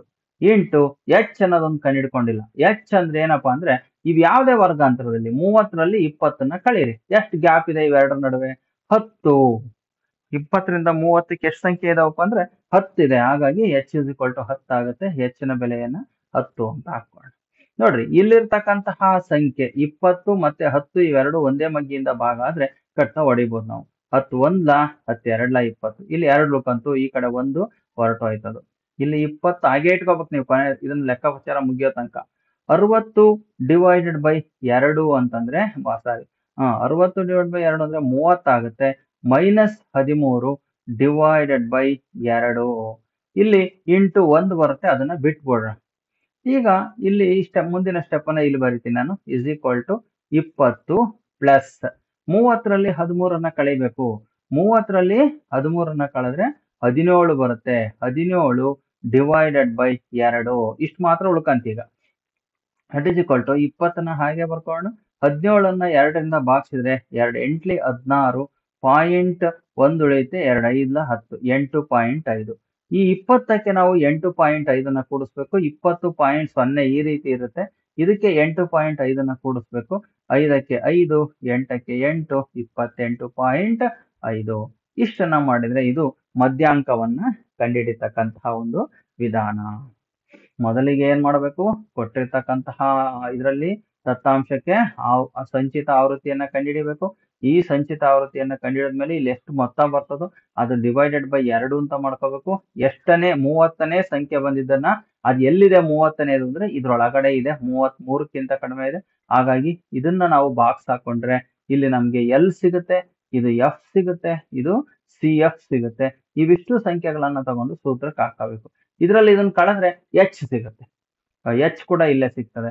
ಹಾಗಾಗಿ ಇಷ್ಟು ಸಂಖ್ಯೆಗಳನ್ನ ತಗೊಂಡ್ಬಂದು ಹಾಕಿ ಲೆಕ್ಕಾಚಾರ ಮಾಡಿದ್ರೆ ನಿಮ್ಗೆ ಮುಗಿದೋಯ್ತು. ಇದು ಮಧ್ಯಾಂಕವನ್ನ ಮಧ್ಯಾಂಕವನ್ನ ಕಂಡುಹಿಡಿತಕ್ಕಂತಹ ಒಂದು ವಿಧಾನ ಆಗಿದೆ. ಈಗ ಇದೇ ಲೆಕ್ಕಕ್ಕೆ ನಾವೇನ್ ಮಾಡ್ಬೋದು? ಬಹುಲಕವನ್ನು ಕಂಡುಹಿಡಿಬಹುದು. ಬಹುಲಕ ಕಂಡುಹಿಡಿಯೋ ವಿಧಾನ ತೋರಿಸ್ತೀನಿ ನಾನಷ್ಟೇ. ಯಾವುದೇ ಲೆಕ್ಕ ಕೊಡ್ಲಿ ಅವರು ವಿಧಾನ ಮಾತ್ರ ಇದೇನೆ. ಇಲ್ಲೇ ವರ್ಗಾಂತರ ಇರ್ತವೆ, ಇಲ್ಲಿ ಆವೃತ್ತಿ ಇರುತ್ತೆ, ಇದೇ ತರ ಲೆಕ್ಕ ಕೊಡ್ತಾರೆ. ಮೆಥಡ್ ಮಾತ್ರ ಇದನ್ನೇ ಉಪಯೋಗಿಸ್ಬೇಕು. ಅಂಕಿ ಸಂಖ್ಯೆ ಬೇರೆ ಆಗ್ಬೋದು ಅಷ್ಟೇ ಬಿಟ್ರೆ ಬೇರೆ ಏನು ಮೆಥಡ್ ಯಾವುದು ಬದಲಾವಣೆ ಆಗೋದಿಲ್ಲ. ಇದು ಮಧ್ಯಾಂಕವನ್ನ ಕಂಡುಹಿಡಿತಕ್ಕಂಥದ್ದಾಗಿದೆ. ಸೊ ಇದನ್ನ ನಾವು ತೆಗೆದ್ಬಿಟ್ಟು ನೆಕ್ಸ್ಟ್ ಏನ್ ಮಾಡೋಣ? ಈಗ ಬಹುಲಕವನ್ನ ಯಾವ ರೀತಿ ಕಂಡುಹಿಡಿಯೋದು ಅಂತ ನೋಡೋಣ. ಈಗ ಬಹುಲಕಕ್ಕೆ ಇಲ್ಲೊಂದು ಸೂತ್ರ ಇದೆ ನೋಡಿ. ಬಹುಲಕ ಕಂಡುಹಿಡಿಯಬೇಕು ಅಂತಂದ್ರೆ ಬಹುಲಕಕ್ಕೆ ಸೂತ್ರವನ್ನು ಕೊಟ್ಟಿದ್ದಾರೆ. ಈ ಬಹುಲಕದ ಸೂತ್ರ L is equal to L plus F1 minus F0 2F1 minus F0 minus F2 ಅಂತ ಇದೆ. ಇದನ್ನ ನೆನ್ಪಿಟ್ಕೋಬೇಕು. ನೆನ್ಪಿಟ್ಕೊಳಕ್ ಆಗ್ಲಿಲ್ಲ ಅಂತಂದ್ರೆ ಹಂಗೆ ಕೂಡ ಬರಿಬಹುದು. ಹೆಂಗಪ್ಪ ಅಂತಂದ್ರೆ ಬಹುಲಕ is equal to L plus ಅಂತ ಬರ್ಕೊಳ್ರಿ. ಇಲ್ಲಿ ನೋಡ್ರಿ ಬ್ರಾಕೆಟ್ ಒಳಗೆ ಬರಿಬೇಕಾದ್ರೆ F1 minus F0 divided by F1 minus F0 ಎರಡು ಸಲ ಬರ್ಕೊಂಡ್ಬಿಡ್ರಿ. ಇದನ್ನ F1 minus F0 divided by F1 minus F0 ಬರ್ಕೊಳ್ರಿ. ಇಲ್ಲಿ F1ಗೆ 2 ಹಾಕ್ರಿ. ಅದು 2 ಹಾಕಿದ್ದಕ್ಕೋಸ್ಕರ ಇಲ್ಲಿ F2 ಬರೀರಿ. ಇಲ್ಲೂ 2 ಇಲ್ಲಿ F2 ಬರ್ಕೊಳ್ರಿ. ಇದು ಮುಗೀತು. Into H. ಈ ತರ ಸೂತ್ರವನ್ನು ಏನ್ ಮಾಡ್ಬೋದು? ನೀವು ನೆನ್ಪಿಟ್ಕೊಂಡು ಇದನ್ನ ಬರಿಬಹುದು. ಈಗ ಸೂತ್ರ ಇಲ್ಲಿದೆ. ಸೂತ್ರಕ್ಕೆ ನಾವು ದತ್ತಾಂಶಗಳನ್ನ ನೋಡ್ಕೊಳ್ಳೋಣ. ಏನು ಅಂದ್ರೆ ಇದರಲ್ಲಿ ಏನು ಕೂಡ್ಸೋ ಕಳೆಯ ಲೆಕ್ಕ ಏನೇನಿರೋದಿಲ್ಲ. ನೇರವಾಗಿ ದತ್ತಾಂಶಗಳನ್ನ ಬರ್ಕೊಳೋದಷ್ಟೇ ಇರುತ್ತೆ. ಹೆಂಗ್ ಬರ್ಕೊಳೋದು? ಬಹುಲಕ ಅಂದ್ರೆ ಈ ಆವೃತ್ತಿಯಲ್ಲಿ ಅತಿ ದೊಡ್ಡ ಸಂಖ್ಯೆ ಯಾವ್ದಿದೆಯೋ ಅದನ್ನ ನೋಡ್ಕೋಬೇಕು. ಯಾವ್ದು ಅತಿ ದೊಡ್ಡ ಸಂಖ್ಯೆ? 20. ಹಾಗಾಗಿ ಈ 20ಕ್ಕೆ ಏನ್ ಮಾಡ್ಬೇಕಪ್ಪ ಈಗ ನೀವು ಅಂತಂದ್ರೆ ಒಂದು ಬಾಕ್ಸ್ ಅನ್ನ ಹಾಕೋಬೇಕು. ಆ 20ರ ದತ್ತಾಂಶ ಏನಿದೆಯಲ್ಲ ಅದಕ್ಕೆ ಏನ್ ಮಾಡ್ಬೇಕು? ಒಂದು ಬಾಕ್ಸ್ ಅನ್ನ ಈ ತರ ಬಾಕ್ಸ್ ಹಾಕೊಂಡ್ಬಿಡ್ಬೇಕು. ಅತಿ ದೊಡ್ಡ ಸಂಖ್ಯೆ ಯಾವ್ದಿರುತ್ತೋ ಆವೃತ್ತಿನಲ್ಲಿ ಅದಕ್ಕೆ ಒಂದು ಬಾಕ್ಸ್ ಅನ್ನ ಹಾಕೋಬೇಕು. ಸೊ ಈಗ ಈ ಬಾಕ್ಸ್ ಅನ್ನ ಉಪಯೋಗಿಸ್ಕೊಂಡು ಈ ದತ್ತಾಂಶಗಳನ್ನೆಲ್ಲ ಬರ್ಕೊಂತ ಹೋಗ್ಬೇಕು ನಾವು. ಈಗ ಇದೇನಿದೆಯಲ್ಲ ಇದನ್ನ ನಾವು F1 ಅಂತ ತಗೊಂಡ್ಬಿಡ್ತೀವಿ. ಇದ್ರ ಹಿಂದಿಂದು F0, ಒಂದಕ್ಕಿಂತ ಹಿಂದಿನ ಸಂಖ್ಯೆ F0. ಇದರ ಮುಂದಿಂದ ಏನಿದೆಯಲ್ಲ ಇದು F2. ನೋಡ್ರಿ F1 F0 F2 ಎಲ್ಲ ಬಂದೋಗ್ಬಿಟ್ಟು 0 1 2 ಅಂತೇಳಿ ಬರ್ಬಿಟ್ಟು. ಮುಖ್ಯವಾಗಿ ಈ ದತ್ತಾಂಶ ಇರ್ತಕ್ಕಂಥದ್ದು F1 ಅಂತ ಬರ್ಕೋಬೇಕು. ಸೊ ಎಲ್ ಅಂದ್ರೆ ಅವಾಗ್ಲೇ ಬರ್ದ್ವಲ್ಲ ಅದೇ ತರ L is equal to 20. 30ರಾಗ 20 ಕಳೆದ್ರೆ H is equal to 10. ಇದ್ರಾಗ ಇದನ್ನ ಕಳೆದ್ರೆ ಮುಗಿದೋಯ್ತು. ಸೊ ಇದು ಇಷ್ಟೇ ದತ್ತಾಂಶಗಳು. ಇವನ್ನ ತಗೊಂಬಂದು ಸೂತ್ರಕ್ಕೆ ಹಾಕ್ಬೇಕಷ್ಟೇ ನೀವು. ಇಸ್ ಈಕ್ವಲ್ ಟು ಎಲ್ ಅಂತಂದ್ರೆ 20 ಇದೆ, 20ನ ಬರ್ಕೊಳ್ರಿ, ಪ್ಲಸ್ ಬ್ರಾಕೆಟ್ ಹಾಕೋಣ. ಈಗ ಮೇಲೆ ದತ್ತಾಂಶ F1 ಇದೆ, 20 ಹಾಕೊಳ್ರಿ, ಮೈನಸ್ F0 ಇದೆ, 8 ಹಾಕೊಳ್ರಿ, ಡಿವೈಡೆಡ್ ಬೈ 2 ಇಂಟು F1 ಅಂತ ಇದೆ, 2 F1 ಅಂತ ಇದೆ, F1 ಅಂದ್ರೆ 20, ಮೈನಸ್ F0 ಅಂದ್ರೆ ಮತ್ತೆ 8, ಮೈನಸ್ ಇದೆ, ಮೈನಸ್ F2 ಅಂತಂದ್ರೆ 15.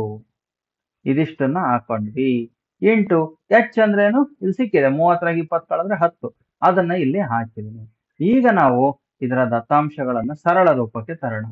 20 ಪ್ಲಸ್ ಇಲ್ಲಿ ನೋಡ್ರಿ, ಮೇಲ್ಗಡೆ 20ರಲ್ಲಿ 8ನ ಕಳಿಬೇಕು, 20ರಲ್ಲಿ 8ನ ಕಳೆದ್ರೆ 12 ಬಂತು. 20 ಇಂಟು 2 ಗುಣಿಸ್ಕೋಬೇಕು, 2ನ್ನು ಗುಣಿಸಿದ್ರೆ 40 ಬಂತು. 8ರಲ್ಲೂ ಮೈನಸ್ ಇದೆ, 15ರಲ್ಲೂ ಮೈನಸ್ ಇದೆ, 2ರಲ್ಲೂ ಮೈನಸ್ ಇದ್ದಾಗ ಕೂಡಿಸ್ಬೇಕು ಅಂತ ಹೇಳಿದೀನಿ. 15ಕ್ಕೆ 8 ಕೂಡಿಸಿದ್ರೆ 23, ಮೈನಸ್ 23 ಇಂಟು 10. ಈ ಇಂಟು 10 ಅಕಸ್ಮಾತ್ ಛೇದದಲ್ಲಿ ಕ್ಯಾನ್ಸಲ್ ಆಗಂಗಿದ್ರೆ ಕ್ಯಾನ್ಸಲ್ ಮಾಡ್ಬೇಕು, ಇಲ್ಲ ಅಂದ್ರೆ ಇದನ್ನ ಅಂಶಕ್ಕೆ ಗುಣಿಸ್ಕೋಬೇಕು. ಹಾಗಾಗಿ 20 ಪ್ಲಸ್ ಇಲ್ಲಿ 12 ಅಂಶದಲ್ಲಿದೆ, ಡಿವೈಡೆಡ್ ಬೈ 40ರಲ್ಲಿ 23ನ ಕಳಿಬೇಕು. 40ರಲ್ಲಿ 23ನ ಕಳೆದ್ರೆ 17 ಬರ್ತದೆ, ಇಂಟು 10. ಈ 10 ಮತ್ತೆ 12ನ್ನ ಎರಡನ್ನು ಗುಣಾಕಾರ ಮಾಡ್ಕೋಬೇಕು ನಾವು, ಅದನ್ನ ಛೇದ ಗುಣಿಸಂಗಿಲ್ಲ. 10ನ 20 ಪ್ಲಸ್ 12 ಹತ್ಲಿ 120 ಡಿವೈಡೆಡ್ ಬೈ 17. 17ರಿಂದ 120ನ ಭಾಗಾಕಾರ ಮಾಡಿ ಬರೀಬೇಕಷ್ಟೇ. 17ರಿಂದ 120ನ ಭಾಗಿಸ್, ಇಲ್ಲಿ 17ರ ಮಗ್ಗಿಯನ್ನ ಬರ್ಕೊಳ್ಳೋಣ. 17 17, 17 2 34, 17 3 51, 17 4 68, 17 5 85, 17 6 102, 17 7 119. ಸೊ ಈಗ ನಮ್ಗಿಲ್ಲಿ ಯಾವ್ದ್ರಿಂದ ಭಾಗ ಆಗುತ್ತೆ ಅಂತ ನೋಡೋಣ. 17ರಿಂದ 120 119 ಭಾಗ ಆಗ್ತದೆ. ಹಾಗಾಗಿ 17 7 119. ಸೊ ಬಾಕ್ಸಿದೆ, ಇಲ್ಲಿ 1 ಉಳಿತು. ಮತ್ತೆ ಪಾಯಿಂಟ್ ಇಟ್ಟು 0 ಹಾಕ್ಬೋದು, ಮತ್ತು ಭಾಗ ಆಗಲ್ಲ, ಮತ್ತೊಂದು 0 ಇಡಬೇಕು. ಹಾಗಾಗಿ ಇನ್ನೊಂದು 0 ಹಾಕೋಬೇಕು, ಮತ್ತೆ 100 ಬರ್ತದೆ. 17ರಿಂದ 17 5 ಅಂತ ಬರ್ತದೆ. ಹಾಗಾಗಿ ಸಾಕಲ್ಲಿಗೆ ಇದು 7.05 ಅಂತ ಬರ್ತದೆ. 20 ಪ್ಲಸ್ 7.05. ಸೊ ಇದನ್ನ 20ಕ್ಕೆ ಕೂಡಿಸಿದಾಗ ನಮ್ಗೆ 27.05 ಅಂತಕ್ಕಂಥದ್ದು ಇದು ನಮ್ಗೆ ಬಹುಲಕ ಬರ್ತದೆ. ಬಹುಲಕ 27.05 ಅಂತ ಬರ್ತದೆ. ಸೊ ಈ ತರ ನಾವು ಇಲ್ಲಿ ಈ ಒಂದು ಬಹುಲಕವನ್ನ ಕಂಡುಹಿಡಿಬೇಕಾದ್ರೆ ಸೂತ್ರ ಒಂದು ನೆನ್ಪಿಟ್ಕೊಂಡು ಈ ಅಂಶಗಳನ್ನ F1 F2 F0 ಇವನ್ನ ನೀವು ಕಂಡಿಡ್ಕೊಂಡ್ಬಿಟ್ಟು H ಕಂಡಿಡ್ಕೊಂಡು ಎಲ್ಲ ನಾನು ಗುರುತು ಮಾಡ್ಕೊಂಡ್ಬಿಟ್ರೆ ಅವನ್ನೆಲ್ಲ ತಂದು ಸೂತ್ರಕ್ಕೆ ಹಾಕಿದ್ರೆ ಅವನ್ನ ಸರಳ ರೂಪಕ್ಕೆ ತಂದ್ರೆ ಬಹುಲಕವನ್ನ ಕಂಡುಹಿಡಿತಕ್ಕಂಥ ಲೆಕ್ಕ ಮುಗೀತು. ಸೊ ಇಲ್ಲಿ ನಾನು ಇದೇ ಲೆಕ್ಕವನ್ನ ತಗೊಂಡಿದ್ದೀನಿ, ಹಾಗಾಗಿ ಇಲ್ಲಿ ಮಧ್ಯಾಂಕ ಅಲ್ಲ, ಇದು ಬಹುಲಕವನ್ನ ಕಂಡುಹಿಡಿತಕ್ಕಂಥ. ಒಂದೇ ಲೆಕ್ಕಕ್ಕೆ ಎರಡನ್ನೂ ಸಹ ಬಿಡಿಸಿದ್ದೀನಿ ಅಷ್ಟೇ. ಸೊ ಈ ತರ ಬಹುಲಕವನ್ನು ಸಹ ನೀವೇನ್ ಮಾಡಬಹುದು, ಸುಲಭವಾಗಿ ಕಂಡುಹಿಡಿಲಿಕ್ಕೆ ಸಾಧ್ಯ ಆಗ್ತದೆ.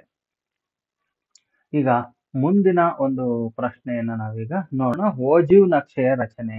ನೋಡ್ರಿ, ಓಜಿವ್ ನಕ್ಷೆಯ ರಚನೆಯನ್ನ ಯಾವ ರೀತಿ ಮಾಡೋದು ಅಂತಕ್ಕಂಥದ್ದನ್ನ ಈಗ ನೋಡ್ತಾ ಹೋಗೋಣ.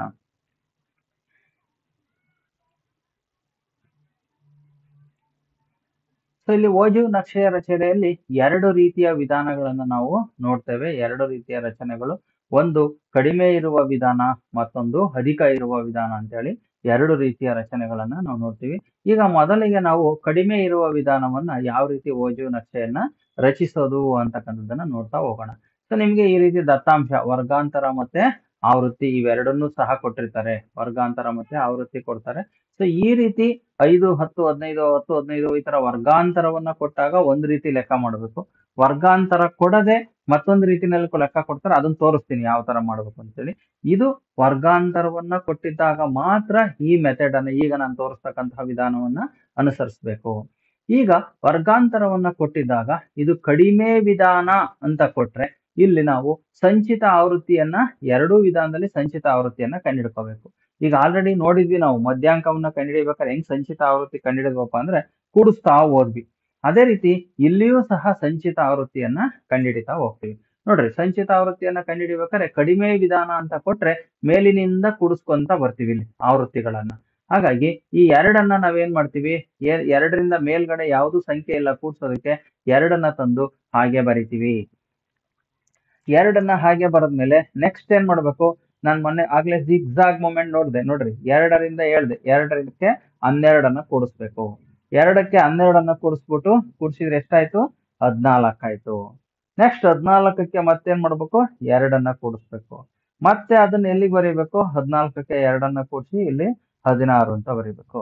ನೆಕ್ಸ್ಟ್ 16ಕ್ಕೆ 4 ಕೂಡಿಸ್ಬೇಕು. 16ಕ್ಕೆ 4 ಕೂಡಿಸಿದನ್ನ ಇಲ್ಲಿ ಉತ್ತರವನ್ನ 20 ಅಂತ ಬರಿತೇವೆ.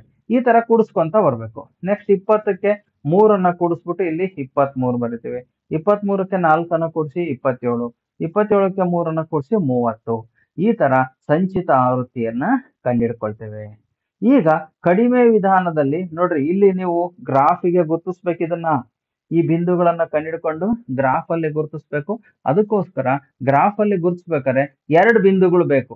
ಹಾಗಾಗಿ ಆ ಗ್ರಾಫ್ ನ ಬಿಂದುಗಳನ್ನ ಹೆಂಗ್ ಬರ್ಕೋಬೇಕಪ್ಪ ಅಂದ್ರೆ, ಕಡಿಮೆ ವಿಧಾನದಲ್ಲಿ ಇಲ್ಲಿರುವ ವರ್ಗಾಂತರ ಇದೆಯಲ್ಲ 5, 10 ಅಂತೇಳಿ, ಈ ವರ್ಗಾಂತರದಲ್ಲಿ ದೊಡ್ಡ ಬಿಂದುವನ್ನ ತಗೋಬೇಕು. ಕಡಿಮೆ ವಿಧಾನದಲ್ಲಿ 5, 10ರಲ್ಲಿ ದೊಡ್ಡದು ಯಾವ್ದಿರುತ್ತೋ ಅದನ್ನ ತಗೋಬೇಕು. ಅಧಿಕ ವಿಧಾನ ಅಂತ ಕೊಟ್ರೆ ಇದರಲ್ಲಿ ಚಿಕ್ಕ ಸಂಖ್ಯೆನ ತಗೋಬೇಕು. 5 ಮತ್ತು 10ರಲ್ಲಿ ದೊಡ್ಡ ಸಂಖ್ಯೆ 10. ಈ 10ರ ಜೊತೆಗೆ ಈ 2 ಸೇರಿಸ್ಕೊಂಡು ಇಲ್ಲಿ ಬಿಂದುಗಳಲ್ಲಿ 10 ಮತ್ತೆ 2 ಬರ್ಕೋಬೇಕು ಬಿಂದುನ. ಅದೇ ರೀತಿ ನೆಕ್ಸ್ಟ್ ವರ್ಗಾಂತರದಲ್ಲಿ 15 ತಗೋಬೇಕು. 15ರ ಜೊತೆಗೆ 14 ಸೇರಿಸ್ಕೋಬೇಕು. 20 ತಗೋಬೇಕು. 20ಕ್ಕೆ 16 ಜೊತೆಗೆ ತಗೋಬೇಕು. ಕೂಡ್ಸಂಗಿಲ್ಲ, ಜೊತೆಲಿ ಬರಿಬೇಕು. ಯಾವ ತರ ಅಂದ್ರೆ ನೋಡ್ರಿ, ಈ ತರ ಇಲ್ಲಿ ಬಿಂದುಗಳು ಬಂದು 10 ಮತ್ತೆ ಇಲ್ಲಿರೋ 2, ಇಲ್ಲಿ 15 ಮತ್ತೆ ಇಲ್ಲಿರೋ 14. ಸೊ ಈ ಸಂಖ್ಯೆಗಳನ್ನ ನಾವೇನ್ ಮಾಡ್ತಾ ಹೋಗ್ತೀವಿ, ಇಲ್ಲಿ ತಗೊಂಡು ಬರಿತಾ ಹೋಗ್ತೀವಿ. ಇದನ್ನ ಕರೆಕ್ಟ್ ಆಗಿ ನೋಡ್ಕೊಂಡ್ಬಿಡ್ರಿ. ಬಿಂದುಗಳನ್ನ ಈ ರೀತಿ ಕೊಟ್ಟಾಗ ಬಿಂದುಗಳನ್ನ ಯಾವ್ಯಾವ್ದು ತಗೋಬೇಕು ಅಂತ ಸಂಚಿತ ಆವೃತ್ತಿಯನ್ನ ನಾವು ಕಂಡಿಡ್ಕೊಂಡ್ಬಿಟ್ಟಿದೀವಿ. ಸಂಚಿತ ಆವೃತ್ತಿಯನ್ನ ಕಂಡಿಡ್ಕೊಂಡ ಆದ ನಂತರ ನಾವಿಲ್ಲಿ ಗುರುತಿಸ್ತಾ ಹೋಗ್ತೀವಿ ಬಿಂದುಗಳನ್ನ. ಇಲ್ಲಿ 10ರ ಜೊತೆಗೆ 2 ಬರ್ಕೋಬೇಕು. 15ರ ಜೊತೆಗೆ 14 ಬರೆದು ಇಲ್ಲಿ ಬಿಂದು ಗುರುತಿಸ್ಬೇಕು. 20ರ ಜೊತೆಗೆ 16 ಬರೆದು ಬಿಂದು ಗುರುತಿಸ್ಬೇಕು. 25ರ ಜೊತೆಗೆ 20 ಬರೆದು ಬಿಂದುನ ಗುರುತಿಸ್ಬೇಕು. ಈ ತರ ಎಲ್ಲ ಬಿಂದುಗಳನ್ನ ರೆಡಿ ಇಟ್ಕೋಬೇಕು ನೀವು. ಇಷ್ಟು ರೆಡಿ ಆದ ಮೇಲೆ ನೀವು ಈ ಲೆಕ್ಕವನ್ನ ಗ್ರಾಫ್ಗೆ ಲೆಕ್ಕವನ್ನ ಹಾಕ್ಬೇಕು. ನೋಡ್ರಿ, ಇಷ್ಟು ಲೆಕ್ಕಾಚಾರವನ್ನ ಎಲ್ಲಿ ಮಾಡ್ಕೋಬೇಕಪ್ಪ ನೀವು ಅಂತಂದ್ರೆ, ನಿಮಗೆ ಎಕ್ಸಾಮ್ ನಲ್ಲಿ ಪೇಪರ್ ಕೊಟ್ಟಿದ್ದಾಗ ಗ್ರಾಫ್ ಅನ್ನ ಕೊನೆ ಪೇಜ್ ಅಲ್ಲಿ ಕೊಟ್ಟಿರ್ತಾರೆ. ಈಗ ಆಲ್ರೆಡಿ ನೀವೇನು ಪ್ರಿಪರೇಟರಿ ಎಕ್ಸಾಮ್ ಬರ್ದ್ರಲ್ಲ, ಅದರಲ್ಲಿ ಕೊನೆ ಪೇಜ್ ಅಲ್ಲಿ ಇರ್ತಲ್ಲ, ಅದೇ ರೀತಿ ಗ್ರಾಫ್ ಕೊನೆ ಪೇಜ್ ಅಲ್ಲಿ ಇರ್ತದೆ. ಆ ಗ್ರಾಫ್ ನ ಪಕ್ಕದಲ್ಲಿ ಒಂದು ಖಾಲಿ ಇರ್ತದೆ. ಆ ಜಾಗದಲ್ಲಿಯೇ ನೀವಿಷ್ಟು ಲೆಕ್ಕಾಚಾರ ಈಗ ಏನ್ ಮಾಡಿದ್ವಲ್ಲ, ಇದಿಷ್ಟನ್ನು ಅಲ್ಲೇ ಹೋಗಿ ಲೆಕ್ಕಾಚಾರವನ್ನ ಮಾಡಬೇಕು. ಲೆಕ್ಕ ಬರ್ಕೊಂಡು ಮಾಡಬೇಕು. ಮಾಡಿದ ನಂತರ ಈ ಬಿಂದುಗಳನ್ನ, ಇವೇನಿದಾವೆ ಈ ಬಿಂದುಗಳು, ಇವುಗಳನ್ನ ಗ್ರಾಫ್ ನಲ್ಲಿ ಗುರುತಿಸ್ಬೇಕು. ಅಂದ್ರೆ ಈ ಮೊದಲನೇ ಬಿಂದು ಎಕ್ಸ್, ಇದು ವೈ ಬಿಂದು. 10 ಅನ್ನೋದು ಎಕ್ಸ್, ವೈ ಅನ್ನೋದು 2. 10 ಅನ್ನೋದು 15 ಆದ್ರೆ ವೈ ಅನ್ನೋದು 14 ಆಗಿರುತ್ತೆ. ಸೊ ಈ ತರ ನಾವು ಬಿಂದುಗಳನ್ನ ಇಲ್ಲಿ ಗುರುತಿಸಿ ಅದನ್ನ ಗ್ರಾಫ್ ನ ಹಾಳೆಯ ಮೇಲೆ ಗುರುತಿಸ್ತೀವಿ. ಸೊ ಈಗ ನಾವು ಗ್ರಾಫ್ ನಲ್ಲಿ ಯಾವ ರೀತಿ ಗುರುತಿಸೋದು ಅನ್ನೋದನ್ನ ನೋಡ್ತಾ ಹೋಗೋಣ. ಸೊ ಇಲ್ಲಿ ಒಂದು ಗ್ರಾಫ್ ಅನ್ನ ತಗೊಳ್ಳೋಣ ನಾವು. ಓಜಿ ನಕ್ಷೆಯನ್ನ ರಚನೆ ಮಾಡ್ಬೇಕಾದ್ರೆ ಗ್ರಾಫ್ ನಲ್ಲಿ ನೋಡ್ರಿ, ಎಕ್ಸ್ ಅಕ್ಷದಲ್ಲಿ ನಾವು ಯಾವಾಗ್ಲೂ ವರ್ಗಾಂತರವನ್ನ ಗುರುತಿಸ್ಕೊಂತೀವಿ, ವರ್ಗಾಂತರದಲ್ಲಿ ಬಂದಂತ ಸಂಖ್ಯೆನ. ವೈ ಅಕ್ಷದಲ್ಲಿ ಆವೃತ್ತಿಯನ್ನ ನಾವು ಗುರುತು ಮಾಡ್ಕೊಂತೀವಿ. ಇದೇ ತರ ಗುರುತಿಸ್ಬೇಕು ನೀವು ಗ್ರಾಫ್ ಅಲ್ಲಿ. ಇಲ್ಲಿ ಆವೃತ್ತಿ ಇರಬೇಕು, ಈ ಕಡೆ ವೈ ಅಕ್ಷದಲ್ಲಿ, ಎಕ್ಸ್ ಅಕ್ಷದಲ್ಲಿ ವರ್ಗಾಂತರ ಇರಬೇಕು. ಸೊ ಈಗ ನಾವು ಗ್ರಾಫ್ ಅನ್ನ ನೋಡಿದಾಗ ಇಲ್ಲಿ ಗ್ರಾಫ್ ನ ಇಲ್ಲಿ ಆವೃತ್ತಿಯಲ್ಲಿ ಅತಿ ದೊಡ್ಡ ಸಂಖ್ಯೆ ಯಾವ್ದಿದೆಯೋ ಅದು ಸಿಗೋ ತನಕನೂ ಗುರುತಿಸ್ಬೇಕು. ನೋಡ್ರಿ, ಆವೃತ್ತಿಯಲ್ಲಿ ನಾವು ನೋಡಿದಾಗ ಇಲ್ಲಿ ಹಿಂದಿನ ಒಂದು ಇದರಲ್ಲಿ ಸಂಖ್ಯೆಗಳನ್ನ ನೋಡಿರ್ತೀವಿ. ನೋಡ್ರಿ, ಇಲ್ಲಿ ಆವೃತ್ತಿಯಲ್ಲಿ 10, 2, 15, 14 ಇದೆ. ಸೊ ಇಲ್ಲಿ ವರ್ಗಾಂತರ ಮೊದಲನೇದು 40 ತನಕ ಇದೆ. ಆವೃತ್ತಿಯಲ್ಲಿ ಎಷ್ಟಿದೆಯಪ್ಪ ಅಂದ್ರೆ 30 ತನಕ ಇದೆ. 40, 30 ಅನ್ನೋದೇ ದೊಡ್ಡ ಸಂಖ್ಯೆ. ಹಾಗಾಗಿ ಗ್ರಾಫ್ ನಲ್ಲಿ 40, 30 ಎರಡು ಸಿಗೋಂಗೆ ಬರ್ಕೋಬೇಕಷ್ಟೇ ನೀವು. ಇಲ್ಲಿ ನೋಡ್ರಿ, ಆವೃತ್ತಿಯಲ್ಲಿ 30 ಮತ್ತೆ ಇಲ್ಲಿ ವರ್ಗಾಂತರದಲ್ಲಿ 40 ಅಂತಕ್ಕಂಥದ್ದು ಹೈಯೆಸ್ಟ್ ಬರ್ತದೆ. ಸೊ ಹಾಗಾಗಿ ಇವುಗಳನ್ನ ನಾವು ಬಿಂದುಗಳನ್ನ ಈ ರೀತಿ ಗುರುತಿಸ್ಬೇಕು. ಬಿಂದುಗಳನ್ನ ಗುರುತಿಸ್ಬಿಟ್ಟು ಗ್ರಾಫ್ ಅನ್ನ ನೀಟಾಗಿ ಈ ರೀತಿ ಎಳೆದ್ಬಿಟ್ರೆ ನಿಮ್ಗೆ ಸ್ಮೂತ್ ಕರ್ವ್ ಬಂದ್ಬಿಡ್ತದೆ. ಸೊ ಈ ತರ ಗ್ರಾಫ್ ಅನ್ನ ರಚನೆಯನ್ನ ಮಾಡಬೇಕು. ಸೊ ಇದು ಕಡಿಮೆ ಇರುವ ವಿಧಾನದ ಒಂದು ಓಜಿವ್ ನಕ್ಷೆ ಆಗಿದೆ. ಇನ್ನ ಅಧಿಕ ವಿಧಾನ ಇದನ್ನ ಗುರುತಿಸೋದು ಹೇಗೆ ಅಂತ ನೋಡೋಣ. ಸೊ ಇದು ಗ್ರಾಫ್ ಕೊನೆಯ ಪುಟದಲ್ಲಿ ಇರ್ತದೆ, ನೆನ್ಪಿಟ್ಕೊಳ್ರಿ. ಇನ್ನ ಅಧಿಕ ಇರುವ ವಿಧಾನದಲ್ಲಿ ಗುರುತಿಸ್ಬೇಕಾದ್ರೆ ಗ್ರಾಫ್ ಅನ್ನು ನಾವು ಮಾಡ್ಬೇಕಾದ್ರೆ ಏನ್ ಮಾಡ್ತೀವಿ, ಸಂಚಿತ ಆವೃತ್ತಿಯನ್ನ ಕಂಡುಹಿಡಿಬೇಕಾರೆ ಇದೇ ಲೆಕ್ಕಕ್ಕೆ ಅಧಿಕ ವಿಧಾನ ತಗೊಂಡಿದ್ದೀನಿ ನಾನು. ಸಂಚಿತ ಆವೃತ್ತಿಯನ್ನ ಹೆಂಗ್ ಕಂಡುಹಿಡಿತೀವಪ್ಪ ಅಂತಂದ್ರೆ, ಸಂಚಿತ ಆವೃತ್ತಿಯನ್ನ ಕಂಡುಹಿಡಿಬೇಕಾದ್ರೆ ಕೂಡಿಸೋದು ಈ ಕಡೆಯಿಂದ ಸ್ಟಾರ್ಟ್ ಮಾಡ್ತೀವಿ. ನೋಡ್ರಿ, 3ಕ್ಕೆ 3ನ್ನ ಹಂಗೆ ಬರಿತೀವಿ. ಈ 3ಕ್ಕೆ 4 ಕೂಡಿಸ್ಬಿಟ್ಟು 7 ಅಂತ ಬರಿತೀವಿ. 7ಕ್ಕೆ 3 ಕೂಡಿಸಿ 10 ಅಂತ ಬರಿತೀವಿ. 10ಕ್ಕೆ 4 ಕೂಡಿಸಿ 14. ಈ ತರ ಸಂಚಿತ ಆವೃತ್ತಿಯನ್ನ ಈ ಕಡೆಯಿಂದ ಕೂಡಿಸ್ಕೊಂತ ಹೋಗ್ತೀವಿ. ಆಮೇಲೆ ಬಿಂದುಗಳನ್ನ ಬರ್ಕೋಬೇಕಾರೆ ಈ ನಿರ್ದೇಶಾಂಕ ಬಿಂದುಗಳೇನಿದಾವೋ ಅಲ್ಲ, ಎಕ್ಸ್ ಮತ್ತೆ ವೈಗೆ ಬೇಕಾಗಿರ್ತಕ್ಕಂಥವು, ಇವನ್ನ ಬರೀಬೇಕಾರೆ ಅಧಿಕ ವಿಧಾನದಲ್ಲಿ ಚಿಕ್ಕ ಸಂಖ್ಯೆ ತಗೋಬೇಕು. ನೋಡ್ರಿ, ನಾವು ಕಡಿಮೆ ವಿಧಾನದಲ್ಲಿ ಇದನ್ನ ತಗೊಂಡಿದ್ವಿ ದೊಡ್ಡ ಸಂಖ್ಯೆನ, ಆದ್ರೆ ಈ ಸಲ ಇದನ್ನ ತಗೊಳಂಗಿಲ್ಲ. ಅಧಿಕ ವಿಧಾನದಲ್ಲಿ ಚಿಕ್ಕ ಸಂಖ್ಯೆ 5ರ ಜೊತೆಗೆ ಸಂಚಿತ ಆವೃತ್ತಿಯನ್ನ ಬರ್ಕೋಬೇಕು. 5 30, ನೆಕ್ಸ್ಟ್ 10 28, 15 16, 20 14. ಸೊ ಈ ತರ ಇಲ್ಲಿ ಬಿಂದುಗಳನ್ನ ಇಷ್ಟನ್ನು ಏನ್ ಮಾಡ್ಬೇಕು, ಗುರುತು ಮಾಡ್ಕೋಬೇಕು. ಗುರುತು ಮಾಡ್ಕೊಂಡು ಆದ್ಮೇಲೆ ಇದನ್ನ ತಗೊಂಡೋಗಿ ಗ್ರಾಫ್ಗೆ ಹಾಕ್ಬೇಕು. ಸೊ ಗ್ರಾಫ್ ನಲ್ಲಿ ಈಗ ನಮ್ಗೆ ಹಾಕಿದಾಗ ಈ ರೀತಿ ನಕ್ಷೆ ಬಂದಿತ್ತು. ನೆಕ್ಸ್ಟ್ ಇದನ್ನ ಅಧಿಕ ವಿಧಾನದ ಗ್ರಾಫ್ ಅನ್ನು ಹಾಕಿದಾಗ ಹಿಂಗ್ ಉಲ್ಟಾ ನಕ್ಷೆ ಬರ್ತದೆ. ಸೊ ಮೇಲಿನಿಂದ ಕೆಳಗಡೆಗೆ ನಕ್ಷೆ ಬರ್ತದೆ. ಸೊ ಅದನ್ನ ಗ್ರಾಫ್ ಅನ್ನು ಹಾಕೋದನ್ನ ಸರಿಯಾಗಿ ಪ್ರಾಕ್ಟೀಸ್ ಮಾಡ್ಕೊಂಡ್ರಿ ಅಂದ್ರೆ ನಿಮ್ಗೆ ಸುಲಭವಾಗಿ 3 ಅಂಕಗಳು ಸಿಗ್ತದೆ. ಈಗ 2-3 ವರ್ಷದಿಂದ ಗ್ರಾಫ್ನ ಇದನ್ನ ಓಜಿವ್ ನಕ್ಷೆಯನ್ನ ಯಾವ ರೀತಿ ಕೊಡ್ತಾ ಇದಾರಪ್ಪ ಅಂದ್ರೆ, ನಿಮಗೆ ಸುಲಭವಾಗುವ ರೀತಿನಲ್ಲಿ ಕೊಡ್ತಾ ಇದ್ದಾರೆ. ನೋಡ್ರಿ, ಹೆಂಗಿರುತ್ತೆ ಸುಲಭವಾದ ವಿಧಾನ ಅಂತಂದ್ರೆ, ಈಗ ನಾನು ಹೇಳ್ಕೊಟ್ಟಿದ್ದಕ್ಕಿಂತ ಇದಕ್ಕಿಂತ ಸುಲಭ ಇರುತ್ತೆ ನಿಮಗೆ ಕೊಡ್ತಕ್ಕಂತಹ ಒಂದು ಗ್ರಾಫ್. ಅದನ್ನ ನೋಡೋಣ ಯಾವ ರೀತಿ ಇರುತ್ತೆ ಆ ಲೆಕ್ಕ. ಅದನ್ನ ನೀವು ಗ್ರಾಫಿಗೆ ಹಾಕೋದಂತೂ ನಿಮಗೆ ಈಗ ಗೊತ್ತಿದೆ. ಈ ಲೆಕ್ಕ ಯಾವ ರೀತಿ ಇರುತ್ತೆ ಅಂತ ನಾವೀಗ ನೋಡೋಣ. ನೋಡ್ರಿ, ಈ ರೀತಿ ಕೊಟ್ಟಿರ್ತಾರೆ. ನಿಮಗೆ ಇಲ್ಲಿ ವರ್ಗಾಂತರವನ್ನ ಕೊಟ್ಟಿರಲ್ಲ, ನೆನ್ಪಿಟ್ಕೊಳ್ರಿ. ಇಲ್ಲಿ ಯಾವುದೇ ಕಾರಣಕ್ಕೂ ವರ್ಗಾಂತರ ಇರಲ್ಲ. ನೋಡ್ರಿ, ಬರೇ 100ಕ್ಕಿಂತ ಕಡಿಮೆ ಅಥವಾ ಇದು ಕಡಿಮೆ ವಿಧಾನ ಅಂತ ಕೊಟ್ಟಿದ್ದಾರೆ. ಹಾಗಾಗಿ ಇಲ್ಲೆಲ್ಲ ಕಡಿಮೆ ಕಡಿಮೆ ಕಡಿಮೆ ಅಂತ ಬರುತ್ತೆ. ಅಕಸ್ಮಾತ್ ಅಧಿಕ ವಿಧಾನ ಕೊಟ್ರೆ ಇದರ ಬದಲಿಗೆ 100ಕ್ಕಿಂತ ಅಧಿಕ, 120ಕ್ಕಿಂತ ಅಧಿಕ ಅಂತ ಬಂದಿರುತ್ತೆ ಅಷ್ಟೇನೆ. ಹಾಗಾಗಿ ನೀವಿಲ್ಲಿ ಕಡಿಮೆ ವಿಧಾನವನ್ನ ಅವ್ರು ಕೊಟ್ಟಿರೋದ್ರಿಂದ ನಿಮ್ ಕೆಲಸ ಏನಪ್ಪಾ ಅಂತಂದ್ರೆ, ಇಲ್ಲಿ ಯಾವ್ದು ಕೂಡ್ಸ ಲೆಕ್ಕಾಚಾರ ಇಲ್ಲ, ಕಳೆಯ ಲೆಕ್ಕಾಚಾರ ಇಲ್ಲ, ಏನೇನಿಲ್ಲ. ಡೈರೆಕ್ಟ್ ಆಗಿ ಈ 100 ಜೊತೆಗೆ 0ಯನ್ನ ತಂದು ಇಲ್ಲಿ ಬಿಂದು ಅಂತ ಬರ್ಕೊಂಡ್ಬಿಡೋದು ಅಷ್ಟೇ ಕೆಲಸ. ಅಥವಾ ನೇರವಾಗಿ ತಗೊಂಡೋಗಿ ಇದನ್ನೇ ಗ್ರಾಫ್ಗೆ ಹಾಕ್ಬಹುದು. ಗ್ರಾಫ್ ಅಲ್ಲಿ ತಪ್ಪು ಮಾಡಬಾರ್ದು ಅನ್ನೋದಕ್ಕೋಸ್ಕರ ನಾನೇನ್ ಮಾಡಿದೀನಿ, ನಿಮ್ಗೆ ಇಲ್ಲಿ ಗ್ರಾಫ್ ನ ಬಿಂದುಗಳನ್ನ ಒಂದ್ ಬಾಕ್ಸ್ ಹಾಕೊಂಡ್ಬಿಟ್ಟು ಬರೆದ್ರೆ ಬಹಳ ನಿಮ್ಗೆ ತಪ್ಪಿಲ್ದಂಗೆ ಲೆಕ್ಕ ಬರ್ತದೆ. ನೋಡ್ರಿ, ಈ ತರ ಬಿಂದುಗಳನ್ನ ಪಕ್ಕದಲ್ಲಿ ಒಂದು ಬಾಕ್ಸ್ ಹಾಕೊಂಡು ಬಿಂದುಗಳು ಗುರ್ಸ್ಕೊಂಡ್ಬಿಡ್ರಿ. ಹೆಂಗೆ ಬಿಂದುಗಳು ಗುರ್ಸ್ಕೊಳ್ಳೋದು?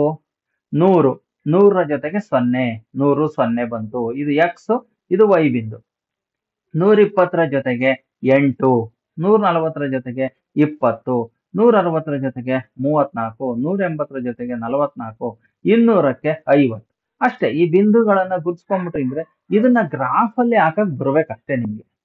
ಗ್ರಾಫ್ ಅಲ್ಲಿ ನಾನು ಅವಾಗ್ಲೇ ಹೇಳ್ಕೊಟ್ಟಿದ್ದೀನಿ ಏನ್ ಮಾಡ್ಬೇಕು. ಈ ತರ ಗ್ರಾಫ್ ಅನ್ನು ಹಾಕೊಂಡಾಗ ಸೊ ಇದು ವೈ ಅಕ್ಷ ಇರ್ತದೆ, ಸೊ ಇದು ಎಕ್ಸ್ ಅಕ್ಷ ಇರ್ತದೆ. ಈಗ ಆಲ್ರೆಡಿ ಗ್ರಾಫ್ ಅನ್ನ ತೋರಿಸಿದೀನಿ. ಈ ಎಕ್ಸ್ ಅಕ್ಷದಲ್ಲಿ ಯಾವಾಗ್ಲೂ ಸಹ ನಾವು ಏನನ್ನ ಸೂಚಿಸ್ತೀವಿ, ಇಲ್ಲಿ ಬರ್ತಕ್ಕಂತಹ ವರ್ಗಾಂತರದ ಕಾಲಮ್ ಅನ್ನು ಸೂಚಿಸ್ತೇವೆ. ಏನೇನೈತೆ ಇಲ್ಲಿ 0ಯಿಂದ ಸ್ಟಾರ್ಟ್ ಮಾಡ್ತೀವಿ. ಇಲ್ಲಿ 100 ಇಟ್ಕೊಳ್ರಿ. ನೆಕ್ಸ್ಟ್ 2ನೇ ಬಿಂದುವಿಗೆ 120 ಇಟ್ಕೊಳ್ರಿ. 3ನೇ ಬಿಂದುವಿಗೆ 140 ಗುರ್ತು ಮಾಡ್ಕೊಳ್ರಿ. 160. ಇಲ್ಲಿ ಏನ್ ಬಿಂದು ಇದಾವ ಇವನ್ನೇ ಗುರ್ತು ಮಾಡ್ರಿ ಅಷ್ಟೇ, ಬೇರೆ ಏನು ತಲೆ ಕೆಡಿಸ್ಕೊಳಂಗಿಲ್ಲ. ಈ ಬಿಂದುಗಳನ್ನ ಎಕ್ಸ್ ಅಕ್ಷದ ಮೇಲೆ ಗುರ್ತು ಮಾಡಿಬಿಡ್ರಿ. ವೈ ಅಕ್ಷದ ಮೇಲೆ ನೋಡ್ರಿ, ಅತಿ ದೊಡ್ಡದು ಎಷ್ಟೈತೆ? 50 ಐತಪ್ಪ. ನಿಮಗೆ ಇಲ್ಲಿ ಎಷ್ಟು ಬಾಕ್ಸ್ ಅದಾವೆ ಅಂತ ಕರೆಕ್ಟ್ ಆಗಿ ಕೌಂಟ್ ಮಾಡ್ಕೊಳ್ರಿ. 50 ಬಾಕ್ಸ್ ಇದ್ರೆ 1 2 3 ಬರಿತಾ ಹೋಗ್ಬೋದು. ಅಕಸ್ಮಾತ್ 50 ಇಲ್ಲ, 25 ಅಷ್ಟೇ ಸಿಗ್ತವೆ ಅಂದ್ರೆ 25 ಸಿಕ್ಕಿದ್ರೆ ಏನ್ ಮಾಡ್ರಿ, 2 4 6 8 10 12 14 16 ಈ ರೀತಿ ಗುರ್ತು ಮಾಡ್ಕೊಳ್ರಿ. ಅಪ್ ಟು 25 ತನಕ ನಿಮಗೆ ಇಲ್ಲಿ ಸಿಕ್ಕಿರುತ್ತೆ.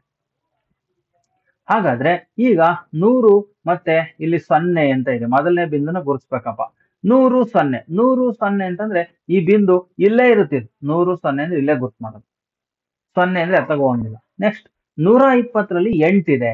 120 8 ಅಂದ್ರೆ ಇದು 2 4 6 8 ಇಲ್ಲಿರುತ್ತೆ. 120ರಲ್ಲಿ 8. ನಿಮಗೆ ಇಲ್ಲಿ ಗೆರೆಗಳೆಲ್ಲ ಇರ್ತಾವಿಲ್ಲ, ಗೆರೆಗಳು ಇಲ್ಲಿ ಗೆರೆಗಳು ಇಲ್ಲ ಅಷ್ಟೇನೆ. ನಿಮಗೆ ಗೆರೆಗಳು ನೀಟಾಗಿ ಗೆರೆ ಮೇಲೆನೆ ಹೋಗ್ತೀರಿ. ನೆಕ್ಸ್ಟ್ 140ರಲ್ಲಿ 20 ನೋಡ್ರಿ. 140 20 ಅಂದ್ರೆ ಹಿಂಗೆ ಮೇಲಕ್ಕೆ ಹೋದ್ರೆ ನಿಮ್ಗೆ ಇಲ್ಲೆಲ್ಲೋ ಒಂದ್ ಕಡೆ 20 ಸಿಗುತ್ತೆ. 140ರಲ್ಲಿ 20. 160ರಲ್ಲಿ 34 20 ಅಂತಂದ್ರೆ ಇಲ್ಲಿ ತಗೋಬೇಕಾಗಿತ್ತು ನಾನು. ಇಲ್ಲಿ 20 8 10 16 20 ಇಲ್ಲಿ ಸಿಗ್ತದೆ. ಓಕೆ.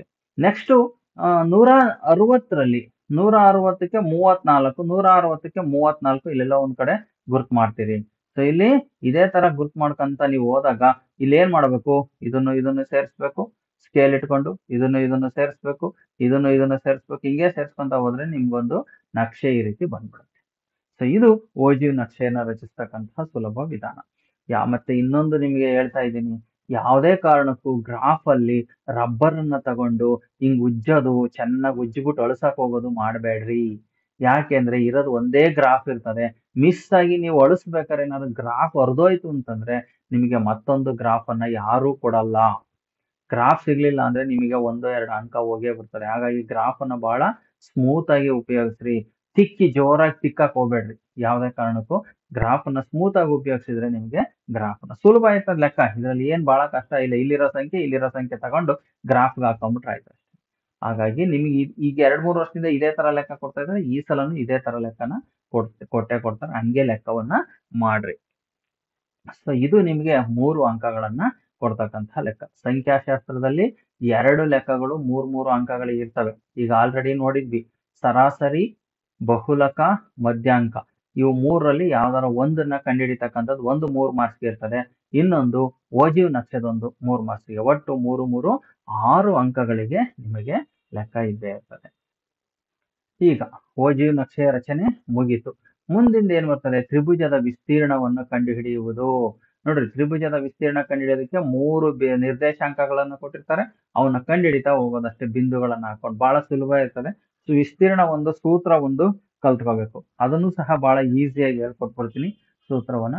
ನೋಡ್ರಿ, ಇಲ್ಲಿ ವಿಸ್ತೀರ್ಣದ ಸೂತ್ರವನ್ನ ಬರ್ಕೊಳ್ಳೋದಕ್ಕೂ ಮುಂಚೆ ಇಲ್ಲಿ ಏನಿದೆಯಲ್ಲ, 7 - 2 5 1 ಮತ್ತೆ 1 ಮತ್ತೆ 4 ಇವೇನ್ ಕೊಟ್ಟಿದಾರೋ ಇದು x1 y1, ಇದು ಎರಡನೇದು x2 y2, ಮೂರನೇದು x3 y3. ಈ ತರ ಬರ್ಕೊಂಡ್ಬಿಡ್ರಿ ಇವ್ 3. ಸೊ ಈಗ ಸೂತ್ರ ಬರೆಯೋದು ನೋಡ್ರಿ ಎಷ್ಟು ಸುಲಭ. ತ್ರಿಭುಜದ ವಿಸ್ತೀರ್ಣದ ಸೂತ್ರ ಇಸ್ ಈಕ್ವಲ್ ಟು ಅರ್ಧ ಇಂಟು ಬ್ರಾಕೆಟ್ ಸ್ಟಾರ್ಟ್ ಮಾಡ್ಕೊಳ್ರಿ. ಇಲ್ಲಿ ನೋಡ್ರಿ, ಈ ನಾನು ಬರೆಯೋ ಮೆಥಡ್ ಅನ್ನ ಕರೆಕ್ಟ್ ಆಗಿ ನೋಡ್ಕೊಳ್ರಿ. X into Y minus Y, X bracket Y minus Y, ಮತ್ತೆ ಪ್ಲಸ್ ಹಾಕ್ರಿ, ಮತ್ತು ಎಕ್ಸ್ ಬ್ರಾಕೆಟ್ ವೈ ಮೈನಸ್ ವೈನೇ ಹಾಕ್ರಿ, ಮತ್ತೆ ಪ್ಲಸ್ ಹಾಕ್ರಿ, ಮತ್ತು ಬ್ರಾಕೆಟ್ ಎಕ್ಸ್ ವೈ ಮೈನಸ್ ವೈನೇ ಹಾಕ್ರಿ. ಇಲ್ಲಿಗೆ ಸೂತ್ರ ಮುಗೀತು. ಇದೇನ್ ಸರ್ ಹಿಂಗ್ ಬರದ್ರಿ, ಎಲ್ಲದನ್ನು ಒಂದೇ ತರ ಬರದ್ರಿ ಅಂದ್ರೆ ಇಲ್ಲಿ ಅಂಕಿಗಳನ್ನ ಹಾಕ್ಬೇಕು. ನೋಡ್ರಿ, ಏನ್ ಅಂಕಿಗಳನ್ನ ಹಾಕ್ಬೇಕು, ಬೇರೆ ಕಲರ್ ಅಲ್ಲಿ ಹಾಕ್ತೀನಿ ನಾನು. ಇಲ್ಲಿ ಎಕ್ಸ್ ಗೆ 1, ಇಲ್ಲಿ ಎಕ್ಸ್ ಗೆ 2, 3 ಅಂತ ಬರ್ಕೊಂಡ್ಬಿಡ್ರಿ. 1 2 3. ಹಾಗಾದ್ರೆ ಇಲ್ಲಿ 1 ಬಂದ್ಮೇಲೆ ಇಲ್ಲಿ ವೈಗೆ 2 ಹಾಕ್ರಿ, ಇಲ್ಲಿ 3 ಹಾಕ್ರಿ. ಯಾಕೆ ಅಂದ್ರೆ 1 2 3 ಹಿಂಗ್ ಬರ್ದಾಗ 1 ಆದ್ಮೇಲೆ 2, 2 ಆದ್ಮೇಲೆ 3, 3 ಆದ್ಮೇಲೆ ಮತ್ 1 ಹಿಂಗ್ ಬರ್ತಾ ಹೋಗ್ತದೆ. ಹಾಗಾಗಿ ಇಲ್ಲಿ 1 ಇತ್ತು, 2 3ನ ಇಲ್ಲಿ ಹಾಕ್ರಿ. ನೆಕ್ಸ್ಟ್ ಎಷ್ಟಿದೆ ಎಕ್ಸ್ ಗೆ, ಇಲ್ಲಿ 2 ಐತೆ, 2 ಇದೆಯಾ, ಹಂಗಾರೆ 2 ಆದ್ಮೇಲೆ 3, 3 ಆದ್ಮೇಲೆ 1 ಹಾಕ್ರಿ. ನೆಕ್ಸ್ಟ್ ಎಷ್ಟಿದೆ, ಇಲ್ಲಿ 3 ಇದೆ, 3 ಆದ್ಮೇಲೆ 1 ಹಾಕ್ರಿ, 1 ಆದ್ಮೇಲೆ 2 ಹಾಕ್ರಿ. ಸೊ ಈ ತರ ಇಲ್ಲಿ ಸೂತ್ರವನ್ನ ಬರೆಯೋದನ್ನ ಕಲ್ತ್ಕೊಂಡ್ಬಿಡ್ರಿ. ಈ ಸೂತ್ರ ಇಷ್ಟು ಸುಲಭ ಕಲ್ತ್ರಿ ಅಂತಂದ್ರೆ ಈ ಬಿಂದುಗಳನ್ನ, ಈ ಬೆಲೆಗಳನ್ನ ತಂದು ಈ ಸೂತ್ರಕ್ಕೆ ಹಾಕೋದಷ್ಟೇ ನಿಮ್ಮ ಕೆಲಸ. ಸೊ ಈಗ ನೋಡೋಣ, ಸೂತ್ರಕ್ಕೆ ಬೆಲೆಯನ್ನ ಹಾಕ್ತಾ ಹೋಗೋಣ. ಅರ್ಧ ಇಂಟು x1 ಅಂದ್ರೆ 7 ಇಂಟು y2 ಅಂದ್ರೆ 1 ಮೈನಸ್ y3 ಅಂದ್ರೆ 4 ಪ್ಲಸ್ x2 ಅಂತಂದ್ರೆ 5. ನೋಡಿ, ಇಲ್ಲಿ x2 5 ಇದೆ. ಇಂಟು y3 ಅಂದ್ರೆ 4 ಮೈನಸ್ y1 ಅಂತಂದ್ರೆ ಇಲ್ಲಿ ಮೈನಸ್ ಇದೆ y ನಲ್ಲಿ, ಹಾಗಾಗಿ ಇಲ್ಲಿ ಇನ್ನೊಂದು ಮೈನಸ್ ಬಂದಾಗ ಬ್ರಾಕೆಟ್ ಒಳಗೆ ಹಾಕ್ಬೇಕು ಇದನ್ನ.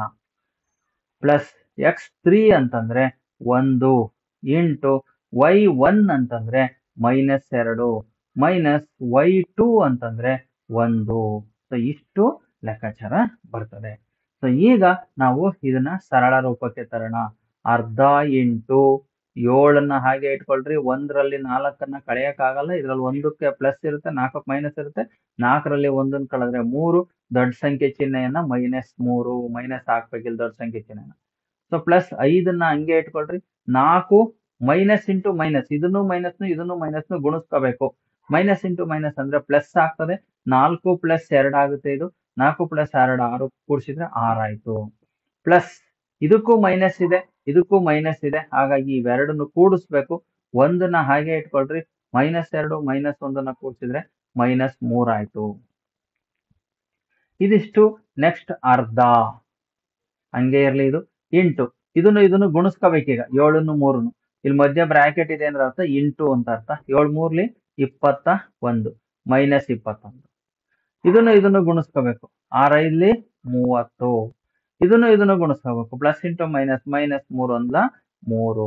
ಇಲ್ಲಿ ನೋಡ್ರಿ ಯಾವ್ಯಾವಕ್ಕೆ ಏನೇನ್ ಚಿಹ್ನೆ ಇದೆ ನೋಡ್ಕೊಂಡ್ಬಿಡ್ರಿ. ಈಗ 21ಕ್ಕೆ ಮೈನಸ್ ಇದೆ, 3ಕ್ಕೆ ಮೈನಸ್ ಇದೆ. ಇವೆರಡನ್ನು ಕೂಡಿಸ್ಬೇಕು, ಆಮೇಲೆ 30 ಜೊತೆ ಕಳಿಬೇಕು. ಹಾಗಾಗಿ 30ನ್ನ ಹಾಗೆ ಇಟ್ಕೊಳ್ರಿ ಫಸ್ಟ್ಗೆ. 21 3 ಕೂಡಿಸಿದ್ರೆ -24 ಆಗುತ್ತೆ. ಹಾಗಾಗಿ 30ರಲ್ಲಿ 24ನ್ನ ಕಳೆದ್ರೆ ಇಲ್ಲಿ 6 ಅಂತ ಬಂತು. ಬ್ರಾಕೆಟ್ ಅನ್ನ ಬಿಟ್ಬಿಡ್ತೀವಿ ಕಳೆದ್ಮೇಲೆ. 2 1 2 3. ಹಾಗಾಗಿ ತ್ರಿಭುಜದ ವಿಸ್ತೀರ್ಣ 3 ಚದುರಮಾನಗಳು ಅಂತೇಳಿ ಬರೀತೀವಿ. ಸೊ ಇದು ತ್ರಿಭುಜದ ವಿಸ್ತೀರ್ಣವನ್ನ ಕಂಡುಹಿಡಿತಕ್ಕಂತಹ ಒಂದು ಲೆಕ್ಕ ಆಗಿದೆ.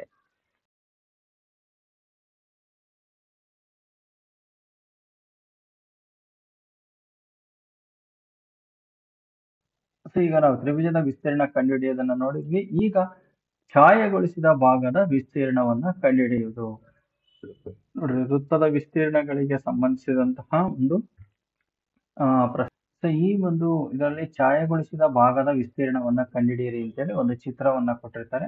ಸೊ ಇಲ್ಲಿ ಈ ಚಿತ್ರದಲ್ಲಿ ಇಲ್ಲಿ ಛಾಯೆಗೊಳಿಸಿರ್ತಕ್ಕಂತಹ ಭಾಗ ಇದೇನಿದೆಯಲ್ಲ, APBA ಅಂತಕ್ಕಂತಹ ಭಾಗ ಏನಿದೆಯಲ್ಲ, ಸೊ ಈ ಭಾಗ ಪೂರ್ತಿ ಇದು ಛಾಯೆಗೊಳಿಸಿದ ಭಾಗದ ಇದರ ವಿಸ್ತೀರ್ಣವನ್ನು ನಾವು ಕಂಡುಹಿಡಿಬೇಕು.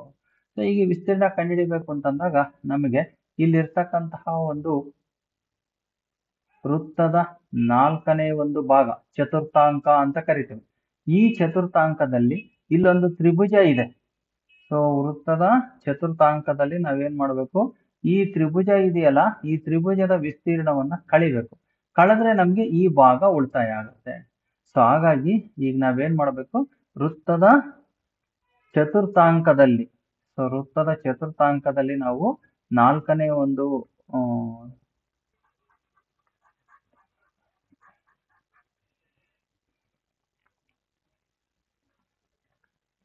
ಸೊ ಈಗ ಈ ಒಂದು ವೃತ್ತದ ಚತುರ್ಥಾಂಕದಲ್ಲಿ ತ್ರಿಭುಜದ ವಿಸ್ತೀರ್ಣವನ್ನ ಕಂಡುಹಿಡಿಯಬೇಕು. ಅದನ್ನೇ ನೀವು ಇಲ್ಲಿ ಬರ್ಕೋಬೇಕು. ಏನ್ ಬರ್ಕೊಂತೀವಪ್ಪ ಅಂತಂದ್ರೆ, ಛಾಯೆಗೊಳಿಸಿದ ಭಾಗದ ವಿಸ್ತೀರ್ಣ.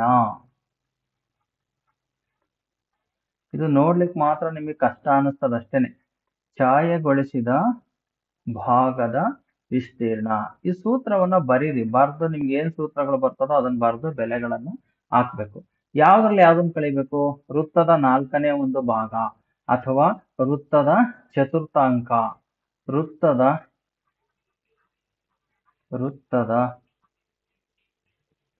ಚತುರ್ಥಕದ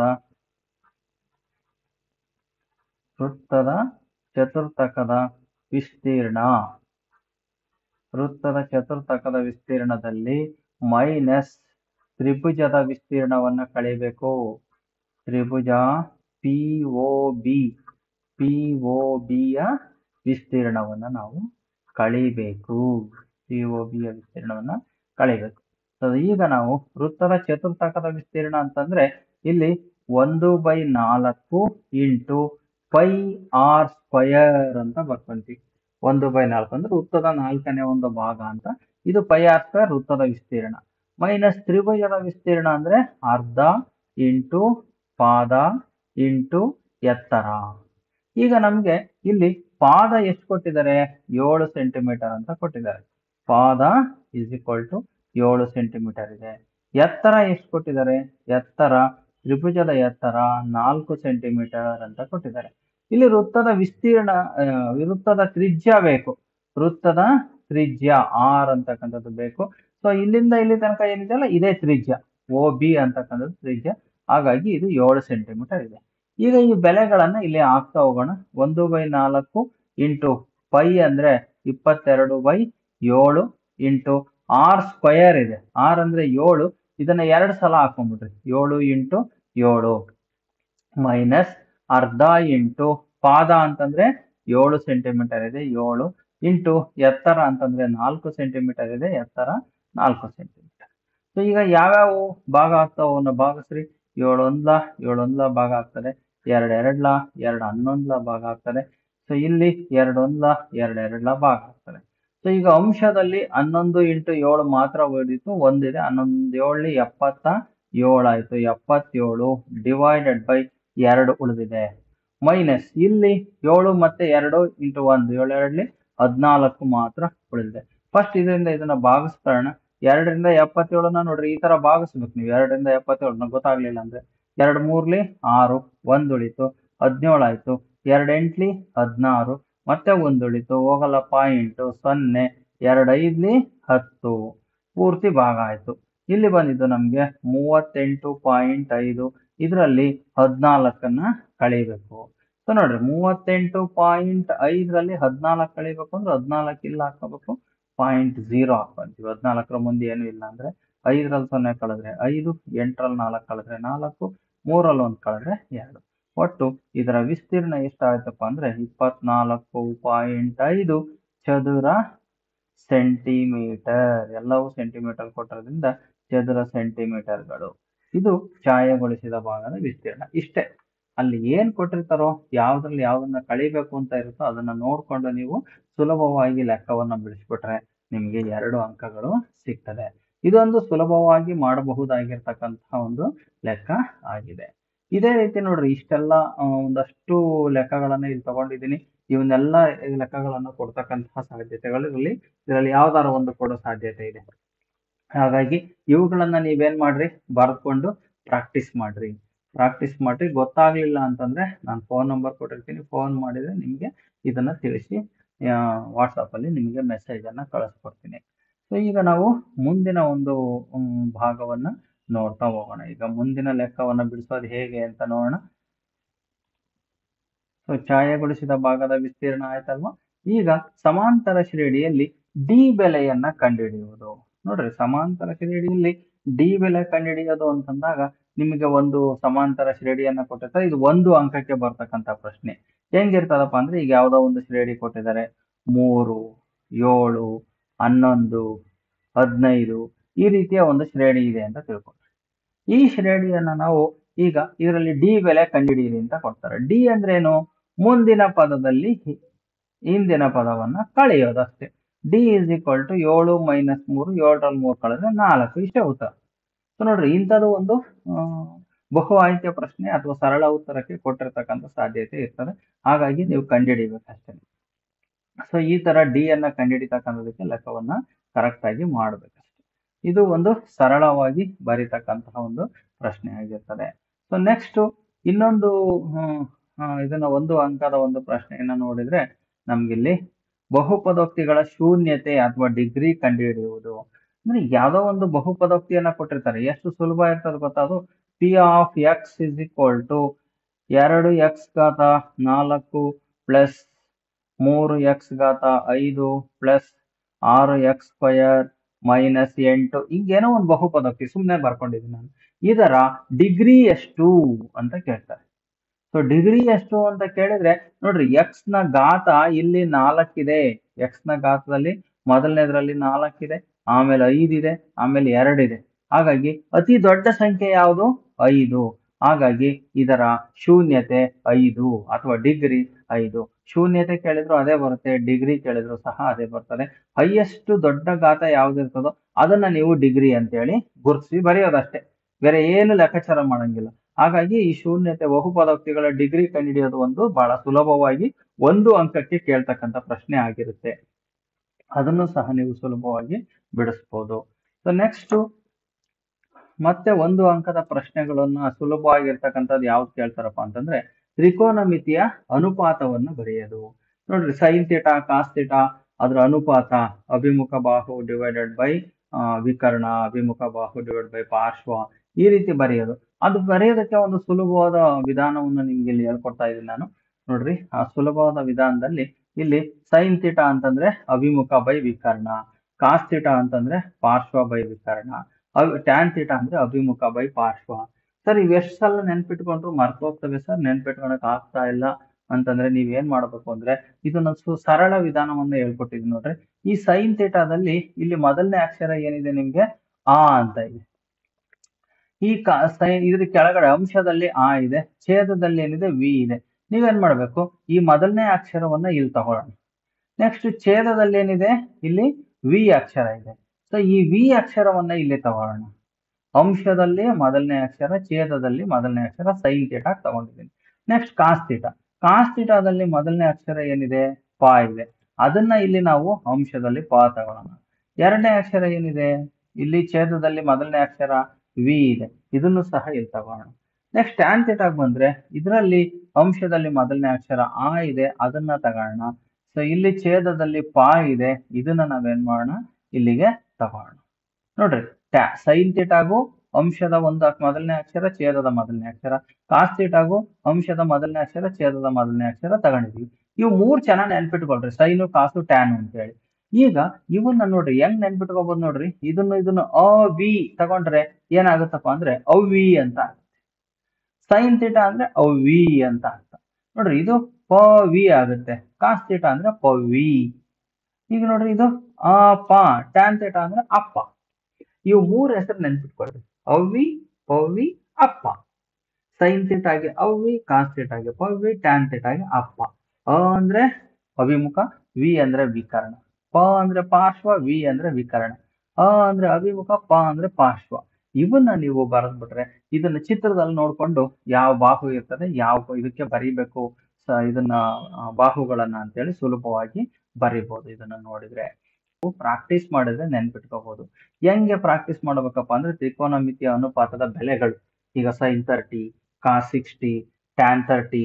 ಸೊ ಇವೆಲ್ಲ ನೆನ್ಪಿಟ್ಕೊಳಕ್ ಆಗಲ್ಲ ಸರ್, ಇಷ್ಟು ದೊಡ್ಡ ಟೇಬಲ್ ಕೊಟ್ಬಿಟ್ಟಿದ್ದಾರೆ, ಆ ಟೇಬಲ್ ನಲ್ಲಿ ಎಲ್ಲಾ ಬೆಲೆಗಳನ್ನ ನೆನ್ಪಿಟ್ಕೊಳಕ್ ಆಗಲ್ಲ ಅಂತ ಹೇಳಿದರೆ ಸುಲಭವಾದಂತಹ ಒಂದು ವಿಧಾನವನ್ನ ಇಲ್ಲಿ ಹೇಳ್ಕೊಡ್ತಾ ಇದೀನಿ ನೋಡ್ರಿ. ನಿಮ್ಮ ಕೈ ಬೆರಳುಗಳು ಏನಿದಾವೋ ಈ ಬೆರಳುಗಳನ್ನ ನೀವು ಆ ಕೋನಗಳು ಅಂತೇಳಿ ಇಟ್ಕೋಬೇಕು. ಕೈ ಬೆರಳುಗಳನ್ನ ಕೋನಗಳು ಅಂತ ಇಟ್ಕೋಬೇಕು. ಯಾವ್ಯಾವ ಕೋನ? ಹೆಬ್ಬೆರಳು 0 ಡಿಗ್ರಿ, ಇಲ್ಲಿ ತೋರು ಬೆರಳು 30 ಡಿಗ್ರಿ, ಇಲ್ಲಿ ಮಧ್ಯದ ಬೆರಳು 45 ಡಿಗ್ರಿ, ಈ ಉಂಗುರದ ಬೆರಳು 60 ಡಿಗ್ರಿ, ಈ ಕಿರು ಬೆರಳು 90 ಡಿಗ್ರಿ. ಇವಕ್ಕೆ ಬೆಲೆಯನ್ನ ಇಟ್ಕೊಂಡ್ಬಿಡ್ರಿ. ಈ ಬೆರಳುಗಳು ಯಾವ್ದೇ ಕಾರಣಕ್ಕೂ ನಿಮ್ಗೆ ಎಕ್ಸಾಮ್ ಮುಗಿಯೋ ತನಕ ಇವುಗಳ ಬೆಲೆಗಳು ಮರ್ತೋಗ್ಬಾರ್ದು, ಹಂಗ್ ನೆನ್ಪಿಟ್ಕೋಬೇಕು. ಅವಾಗ ನೀವು ಸುಲಭವಾಗಿ ಯಾವ್ದು ಎಷ್ಟೇ ಕೋನವನ್ನು ಕೊಟ್ಟರು ಸಹ ಬರೀಲಿಕ್ಕೆ ಬರುತ್ತೆ ನಿಮ್ಗೆ. ಅದಕ್ಕೆ ಏನ್ ಮಾಡ್ರಿ, ಈಗ ಇಲ್ಲಿ ಇದರ ಜೊತೆಗೆ ಇನ್ನೊಂದು ಬೆಲೆನ ನೆನ್ಪಿಟ್ಕೊಂಡ್ಬಿಡ್ರಿ. ಹೆಂಗೆ? ಮೇಲ್ಗಡೆ ಅಂಶದಲ್ಲಿ ಸ್ಕ್ವೈರ್ ರೂಟ್ ಇರುತ್ತೆ, ಛೇದದಲ್ಲಿ 2 ಇರುತ್ತೆ. ಇಂತಹದೊಂದು ಬೆಲೆಯನ್ನ ಬರೆದು ಬಿಟ್ರೆ ನೀವು ಯಾವ್ದಕ್ ಬೇಕಾದ್ರೂ ಸೈನ್ 30, ಕಾಸ್ 30 ಎಲ್ಲದಕ್ಕೂ ಬರಿತಾ ಹೋಗ್ಬೋದು. ಹೆಂಗ್ ಬರಿಬಹುದು ಅಂತ ಈಗ ನಾವು ನೋಡ್ತಾ ಹೋಗೋಣ. ಈಗ ನಾವು ಇಷ್ಟು ಬೆಲೆಗಳನ್ನ ನೆನ್ಪಿಟ್ಕೊಂಡ ನಂತರ ನಾವೇನ್ ಮಾಡ್ಬೇಕು, ಈಗ ಸೈನ್ 30 ಬೇಕು ಅಂತ ತಿಳ್ಕೊಳ್ರಿ. ನಮಗೆ ಸೈನ್ 30 ಡಿಗ್ರಿಗೆ ಬೆಲೆ ಬೇಕು. ಹೆಂಗ್ ಬರೆಯೋದಪ್ಪ? ಈ ಬೆರಳನ್ನ ಮಡಿಸ್ಬಿಡ್ರಿ. ಈ ಬೆರಳನ್ನ ಸೈನ್ 30 ಬೆರಳನ್ನ ಏನ್ ಮಾಡ್ಬೇಕು ನೀವೀಗ? 30 ಡಿಗ್ರಿ ಬೆರಳನ್ನ ಮಡಿಸ್ಬೇಕು. ಮಡಿಸಿದ್ರೆ ಈ ಕಡೆಗೆ ಎಷ್ಟು ಬೆರಳು ಉಳಿದ್ವು? 1 ಬೆರಳು ಉಳಿತು. ಹಾಗಾಗಿ ಇಲ್ಲಿ 1 ಬೆರಳು ಅಂತ ಲೆಕ್ಕ ಇಟ್ಕೋಬೇಕು. ಇಲ್ಲಿಗೆ 1 ಅಂತ ಬರೀಬೇಕು. ರೂಟ್ 1ರ ಬೆಲೆ ಯಾವಾಗ್ಲೂ 1 ಅಂತ ಆಗಿರುತ್ತೆ. ಅಂಶದಲ್ಲಿ 1 ಬಂತು, ಛೇದದಲ್ಲಿ 2 ಬಂತು. ಅಂದ್ರೆ ಸೈನ್ 30 ಡಿಗ್ರಿ. ಈ ಬೆರಳನ್ನ ಮಡಿಸಿದೀವಿ ಈಗ. ಹಾಗಾಗಿ ಇಲ್ಲಿ ಬರ್ತಕ್ಕಂತಹ ಸಂಖ್ಯೆ ಈ ಡಿಗ್ರಿ ತಗೊಳಂಗಿಲ್ಲ. ಬೆರಳು ಎಷ್ಟಿದಾವೆ ಇಲ್ಲಿ? ಒಂದೇ ಒಂದು ಬೆರಳು ಉಳಿದಿದೆ, 1/2 ಅಂತ ಆಯ್ತು. ಸೊ ನೆಕ್ಸ್ಟ್ ಏನ್ ಮಾಡ್ಬೇಕು ಇವಾಗ? ಇನ್ನೊಂದು ಯಾವ್ದೋ ಬೆಲೆ ತಗೋಬೇಕು ನೀವೀಗ. ಸೈನ್ ನಲ್ಲೇ ಇನ್ನೊಂದು ಬೆಲೆ ತಗೋಬೇಕು. ಸೊ ಅದಕ್ಕೆ ಏನ್ ಮಾಡೋಣ, ಈಗ ಸೈನ್ಗೆ ಒಂದು 60 ಡಿಗ್ರಿ ತಗೋಬೇಕು. ಸೈನ್ 60 ಡಿಗ್ರಿ ಬೇಕು ಬೆಲೆ. ಸೈನ್ ಅಲ್ಲಿ 60 ಡಿಗ್ರಿಯ ಬೆಲೆ ಬೇಕು. 60 ಡಿಗ್ರಿ ಬೆಲೆ ಬೇಕು. ಈ ಬೆರಳನ್ನ ಮಡಿಸ್ಬಿಡ್ರಿ. ಸೊ ಈ ಬೆರಳನ್ನ ಈಗ ಫೋಲ್ಡ್ ಮಾಡಿದೀವಿ. ಈ ಕಡೆ ಎಷ್ಟು ಬೆರಳುಗಳು ಉಳ್ಕೊಂಡ್ವು? 1, 2, 3 ಬೆರಳು ಉಳ್ಕೊಂಡ್ವು. ಹಾಗಾಗಿ ಆ 3ಅನ್ನ ತಂದು ಅಂಶಕ್ಕೆ ಹಾಕ್ರಿ. ರೂಟ್ 3ಕ್ಕೆ ಬೆಲೆ ಕಂಡುಹಿಡಿಯಕ್ ಆಗಲ್ಲ. ಅದಕ್ಕೆ ಏನ್ ಮಾಡ್ಬೇಕು? ರೂಟ್ 3/2. ನೋಡ್ರಿ, ಇದೇ ಸೈನ್ 60. ಸೈನ್ 60 ಡಿಗ್ರಿಯ ಬೆಲೆ ರೂಟ್ 3/2. ಇದು ಸುಲಭವಾಗಿ ಲೆಕ್ಕವನ್ನ ಮಾಡ್ತಕ್ಕಂಥದ್ದು. ಸೊ ಈಗ ನೆಕ್ಸ್ಟ್ ಇನ್ನೊಂದು ಸೈನ್ 90 ಅಥವಾ ಸೈನ್ 0 ಡಿಗ್ರಿ, ಅದನ್ನು ಸಹ ಕಂಡುಹಿಡಿಬಹುದು ನಾವು. ಈಗ ನೋಡ್ರಿ, ಸೈನ್ 90 ಬೇಕು. ಸೈನ್ 90 ಅಂದ್ರೆ ಈ ಬೆರಳನ್ನ ಮಡಿಸ್ತೀರಿ ನೀವು. ಸೈನ್ 90 ಡಿಗ್ರಿಗೆ ಕಂಡುಹಿಡಿಬೇಕು. ಸೈನ್ 90 ಡಿಗ್ರಿಗೆ ಈ ಬೆರಳು ಮಡಿಸಿದ್ರೆ ಈ ಕಡೆ ಎಷ್ಟು ಬೆರಳು ಉಳಿದ್ವಪ್ಪ ಅಂದ್ರೆ 4 ಬೆರಳು ಉಳಿದ್ವು. ಸೊ ಈ ಕಡೆ 4 ಬೆರಳು. ಹಾಗಾಗಿ ನಾವಿಲ್ಲಿ ಈ ರೂಟ್ ಒಳಗಡೆ ಏನ್ ಮಾಡ್ಬೇಕು, ಇಲ್ಲಿ ರೂಟ್ ಒಳಗಡೆ 4 ತಂದು ಬರಿಬೇಕು. ರೂಟ್ 4ರ ಬೆಲೆ ಎಷ್ಟು? 2. 2/2 ಇಲ್ಲಿ ಛೇದದಲ್ಲಿ 2 ಇದೆ. 2/2 ಅಂದ್ರೆ 2 ಸೈನ್ 90ರ ಬೆಲೆ 1. ನೋಡ್ರಿ ಇಷ್ಟೇ. ಸೈನ್ 30, 60, 90 ಹಿಂಗೆಲ್ಲರದ್ದು ಬೆಲೆನ ಬರೀಬಹುದು. ನೆಕ್ಸ್ಟ್ ಕಾಸ್ ಬೇಕಪ್ಪ. ಕಾಸ್ 30 ಡಿಗ್ರಿ ಬೇಕು. ಏನ್ ಮಾಡ್ಬೇಕು ನೀವು? ಕಾಸ್ 30 ಡಿಗ್ರಿ ಬೇಕು ಅಂದ್ರೆ ಇದೇ ಬೆರಳನ್ನೇ ಲೆಕ್ಕ ಇಟ್ಕೋಬೇಕು. ಇಲ್ಲೂ ಸಹ ಕಾಸ್ 30 ಡಿಗ್ರಿಗೆ ಇದೇ ಬೆರಳನ್ನ ಲೆಕ್ಕ ಇಟ್ಕೊಂತೀನಿ. ಈಗ ನಾವು ಕಾಸ್ 30 ಡಿಗ್ರಿಯಿಂದ ಈ ಬೆರಳನ್ನ ಮಡಿಸ್ಬೇಕು.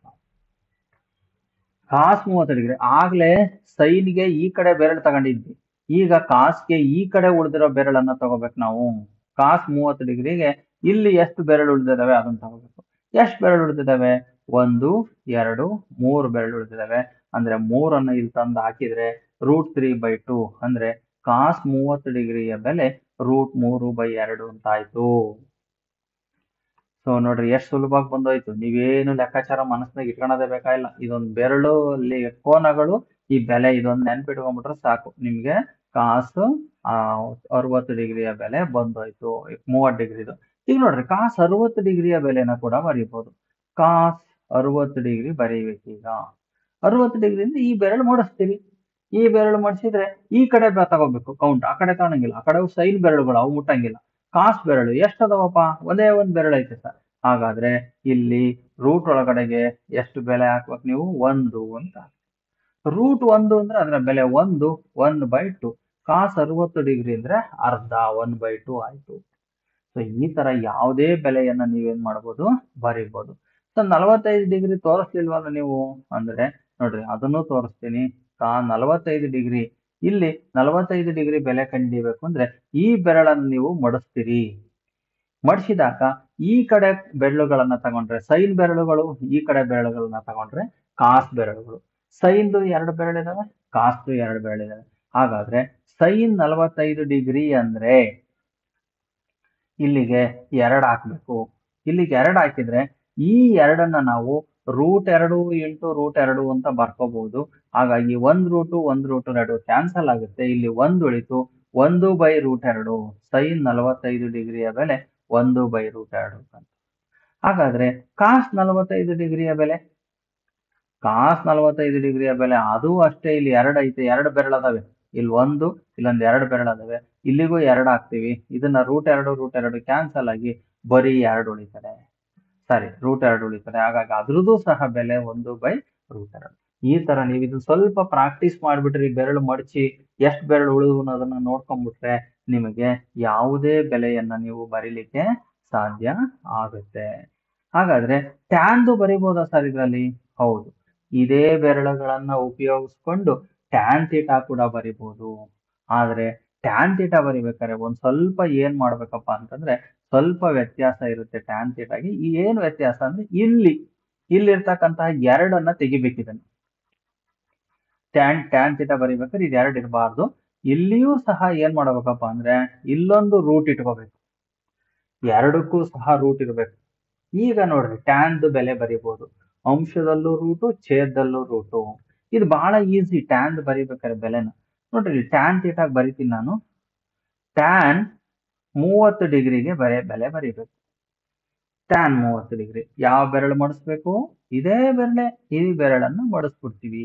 ಈ ಬೆರಳು ಮಡಿಸಿದ್ರೆ ಈ ಕಡೆ ಉಳಿದಿರ್ತಕ್ಕಂತಹ ಬೆರಳುಗಳು ಯಾವ್ದ್ರ ಬೆರಳುಗಳು? ಇವು ಸೈನ್ ಬೆರಳುಗಳು. ಈ ಕಡೆ ಉಳಿದಿರ್ತಕ್ಕಂಥವು ಕಾಸಿನ ಬೆರಳುಗಳು. ನೋಡ್ರಿ ನಮಗೆ ಏನ್ ಗೊತ್ತಪ್ಪ ಅಂದ್ರೆ ಟ್ಯಾನ್ ಥೀಟಾ ಅಂದ್ರೆ sine theta divided by cos theta ಅಂತ ಗೊತ್ತು. ಅದಕ್ಕೆ ಮೇಲ್ಗಡೆ ಸೈನ್ ನ ಬೆರಳುಗಳು, ಕೆಳಗಡೆ ಕಾಸ್ ನ ಬೆರಳುಗಳು. ಸೊ ಇಲ್ಲಿ ಸೈನ್ ಬೆರಳುಗಳ ಸಂಖ್ಯೆ ಹಾಕ್ರಿ, ಇಲ್ಲಿ ಕಾಸ್ ಬೆರಳುಗಳ ಸಂಖ್ಯೆನ ಹಾಕ್ರಿ. ಸೈನ್ ಬೆರಳುಗಳ ಸಂಖ್ಯೆ ಈ ಕಡೆ ಒಂದೇ ಒಂದು ಐತೆ, ಇಲ್ಲಿ 1 ಹಾಕೋಣ.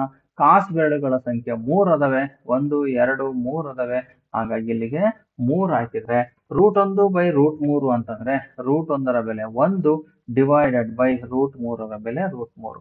ಅಂದ್ರೆ ಟ್ಯಾನ್ 30 ಅಂದ್ರೆ 1/√3. ಹಾಗಾದ್ರೆ ಸರ್ ಟ್ಯಾನ್ 60ಗೂ ಬರಿಬಹುದಾ? ಖಂಡಿತ ಬರಿಬಹುದು. ಟ್ಯಾನ್ 60ಗೂ ಸಹ ಬೆಲೆನ ಬರಿಬಹುದು. ನೋಡ್ರಿ ಟ್ಯಾನ್ 60 ಬರಿಬೇಕಾದ್ರೆ ಏನ್ ಮಾಡ್ಬೇಕು? ಈ 60 ಡಿಗ್ರಿ ಬೆರಳನ್ನು ಮಡಿಸ್ತೀರಿ, ಈ ಬೆರಳನ್ನ ಮಡಿಸ್ತೀರಿ. ಈ ಕಡೆ ಸೈನ್ ಬೆರಳುಗಳು 3 ಉಳ್ಕೊಂಡಿದ್ದಾವೆ, ಕಾಸ್ ಬೆರಳು 1 ಉಳ್ಕೊಂಡಿದೆ. ಹಾಗಾದ್ರೆ ಸೈನ್ಗೂ ಕಾಸ್ಗೂ ಅದರ ಬೆಲೆಯನ್ನ ಹಾಕಬೇಕು. ಸೊ ಹಾಗಾದ್ರೆ ಇಲ್ಲಿ ಸೈನ್ಗೂ ಕಾಸ್ಗೂ ಅದರ ಬೆಲೆಯನ್ನ ಹಾಕೋಬೇಕು. ಸೊ ಇಲ್ಲಿ √2 ಇರಬಾರ್ದಲ್ಲ, ಇಲ್ಲಿ ಸೈನ್ಗೂ ಕಾಸ್ಗೂ ಬೆಲೆನ ಹಾಕೊಂಬಿಡೋಣ. ನೋಡಿ ಸೈನ್ ಬೆರಳು ಎಷ್ಟದಾವೆ, ಕಾಸ್ ಬೆರಳು ಎಷ್ಟದಾವೆ? ಸೈನ್ ಬೆರಳುಗಳು 60 ಡಿಗ್ರಿನಲ್ಲಿ ಇಲ್ಲಿ 3 ಅದಾವೆ, ಇಲ್ಲಿ 1 ಐತೆ. ಹಾಗಾಗಿ √3/√1 ಅಂತಂದ್ರೆ ಟ್ಯಾನ್ದು ಬೆಲೆ ಬರೀತಾ ಇರೋದು. ಟ್ಯಾನ್ 60 ಡಿಗ್ರಿಯನ್ನ ಬರೆಯೋದಾದ್ರೆ ಮೇಲ್ಗಡೆ √3 ಬರುತ್ತೆ, ಛೇದದಲ್ಲಿ 1 ಬರುತ್ತೆ. ಹಾಗಾಗಿ √3 ಅನ್ನೋದು ಟ್ಯಾನ್ 60 ಡಿಗ್ರಿಯ ಬೆಲೆ ಆಗಿರುತ್ತೆ. ಸರ್ ಟ್ಯಾನ್ 45 ಹೆಂಗ್ ಬರೆಯೋದು? ನೋಡ್ರಿ ಟ್ಯಾನ್ 45 ಹೆಂಗ್ ಬರೆಯೋದು? Tan 45 degree is equal to, ಇಲ್ಲಿ ಮಧ್ಯದ ಬೆರಳು ತಾನೇ ಮಡ್ಸೋದು ನೀವು, ಈ ಬೆರಳನ್ನ ಮಡಿಸ್ತೀರಿ.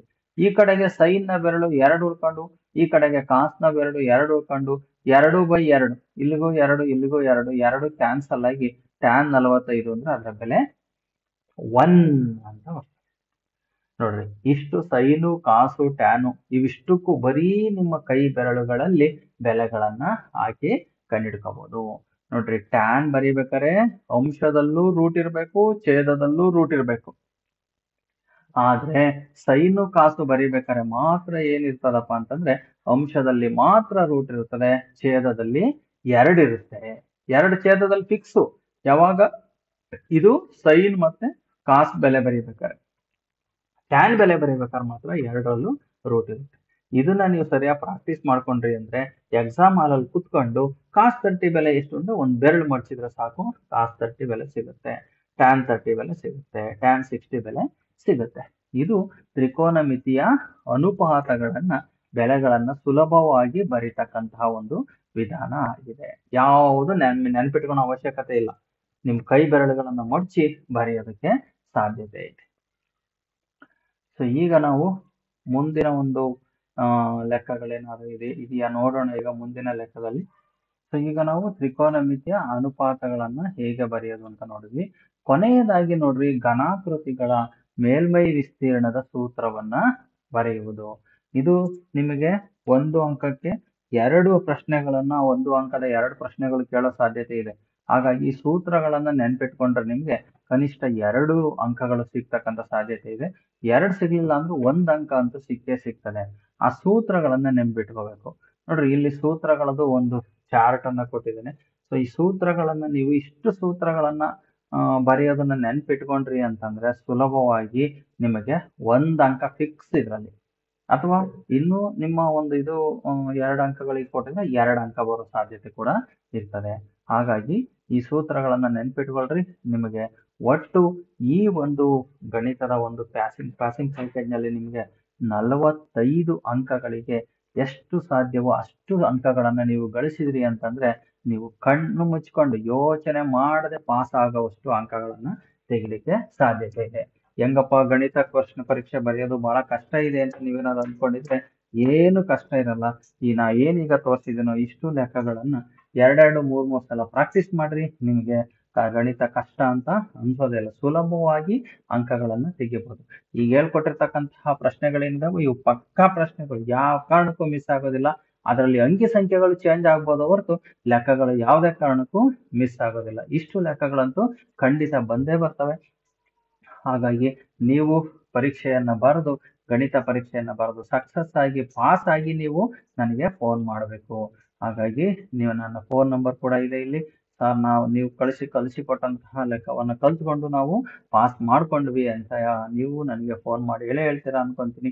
ಹಾಗಾಗಿ ನಿಮ್ಮೆಲ್ಲರಿಗೂ ಸಹ ಗಣಿತದ ಪರೀಕ್ಷೆಯನ್ನ ಬರೀಲಿಕ್ಕೆ ಧೈರ್ಯವನ್ನ ಕೊಟ್ಟು ನಿಮ್ಗೆಲ್ಲರಿಗೂ ಸಹ ಉತ್ತಮವಾದ ಅಂಕಗಳು ಸಿಗಲಿ ಅಂತ ಆ ದೇವರಲ್ಲಿ ಕೇಳ್ಕೊಳ್ತಾ ನಾನು ಈ ಒಂದು ವಿಡಿಯೋವನ್ನ ಮುಗಿಸ್ತಾ ಇದ್ದೀನಿ.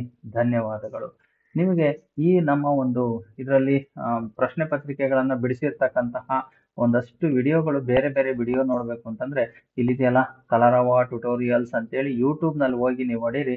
ಅದರಲ್ಲಿ ಎಲ್ಲ ತರದ ವಿಡಿಯೋಗಳು, ಪ್ರಶ್ನೆ ಪತ್ರಿಕೆಯನ್ನ ಬಿಡಿಸಿರ್ತಕ್ಕಂತಹವು ಎಲ್ಲಾ ಸಬ್ಜೆಕ್ಟ್, ಕನ್ನಡ, ಇಂಗ್ಲಿಷ್, ಹಿಂದಿ, ವಿಜ್ಞಾನ, ಗಣಿತ, ಸಮಾಜ ಪ್ರಶ್ನೆ ಪತ್ರಿಕೆಯನ್ನು ಬಿಡಿಸಿರ್ತಕ್ಕಂತಹ ವಿಡಿಯೋಗಳು ಸಿಗ್ತವೆ, ಲೆಕ್ಕ ಬಿಡಿಸಿರ್ತಕ್ಕಂಥ ವಿಡಿಯೋಗಳು ಸಿಗ್ತವೆ.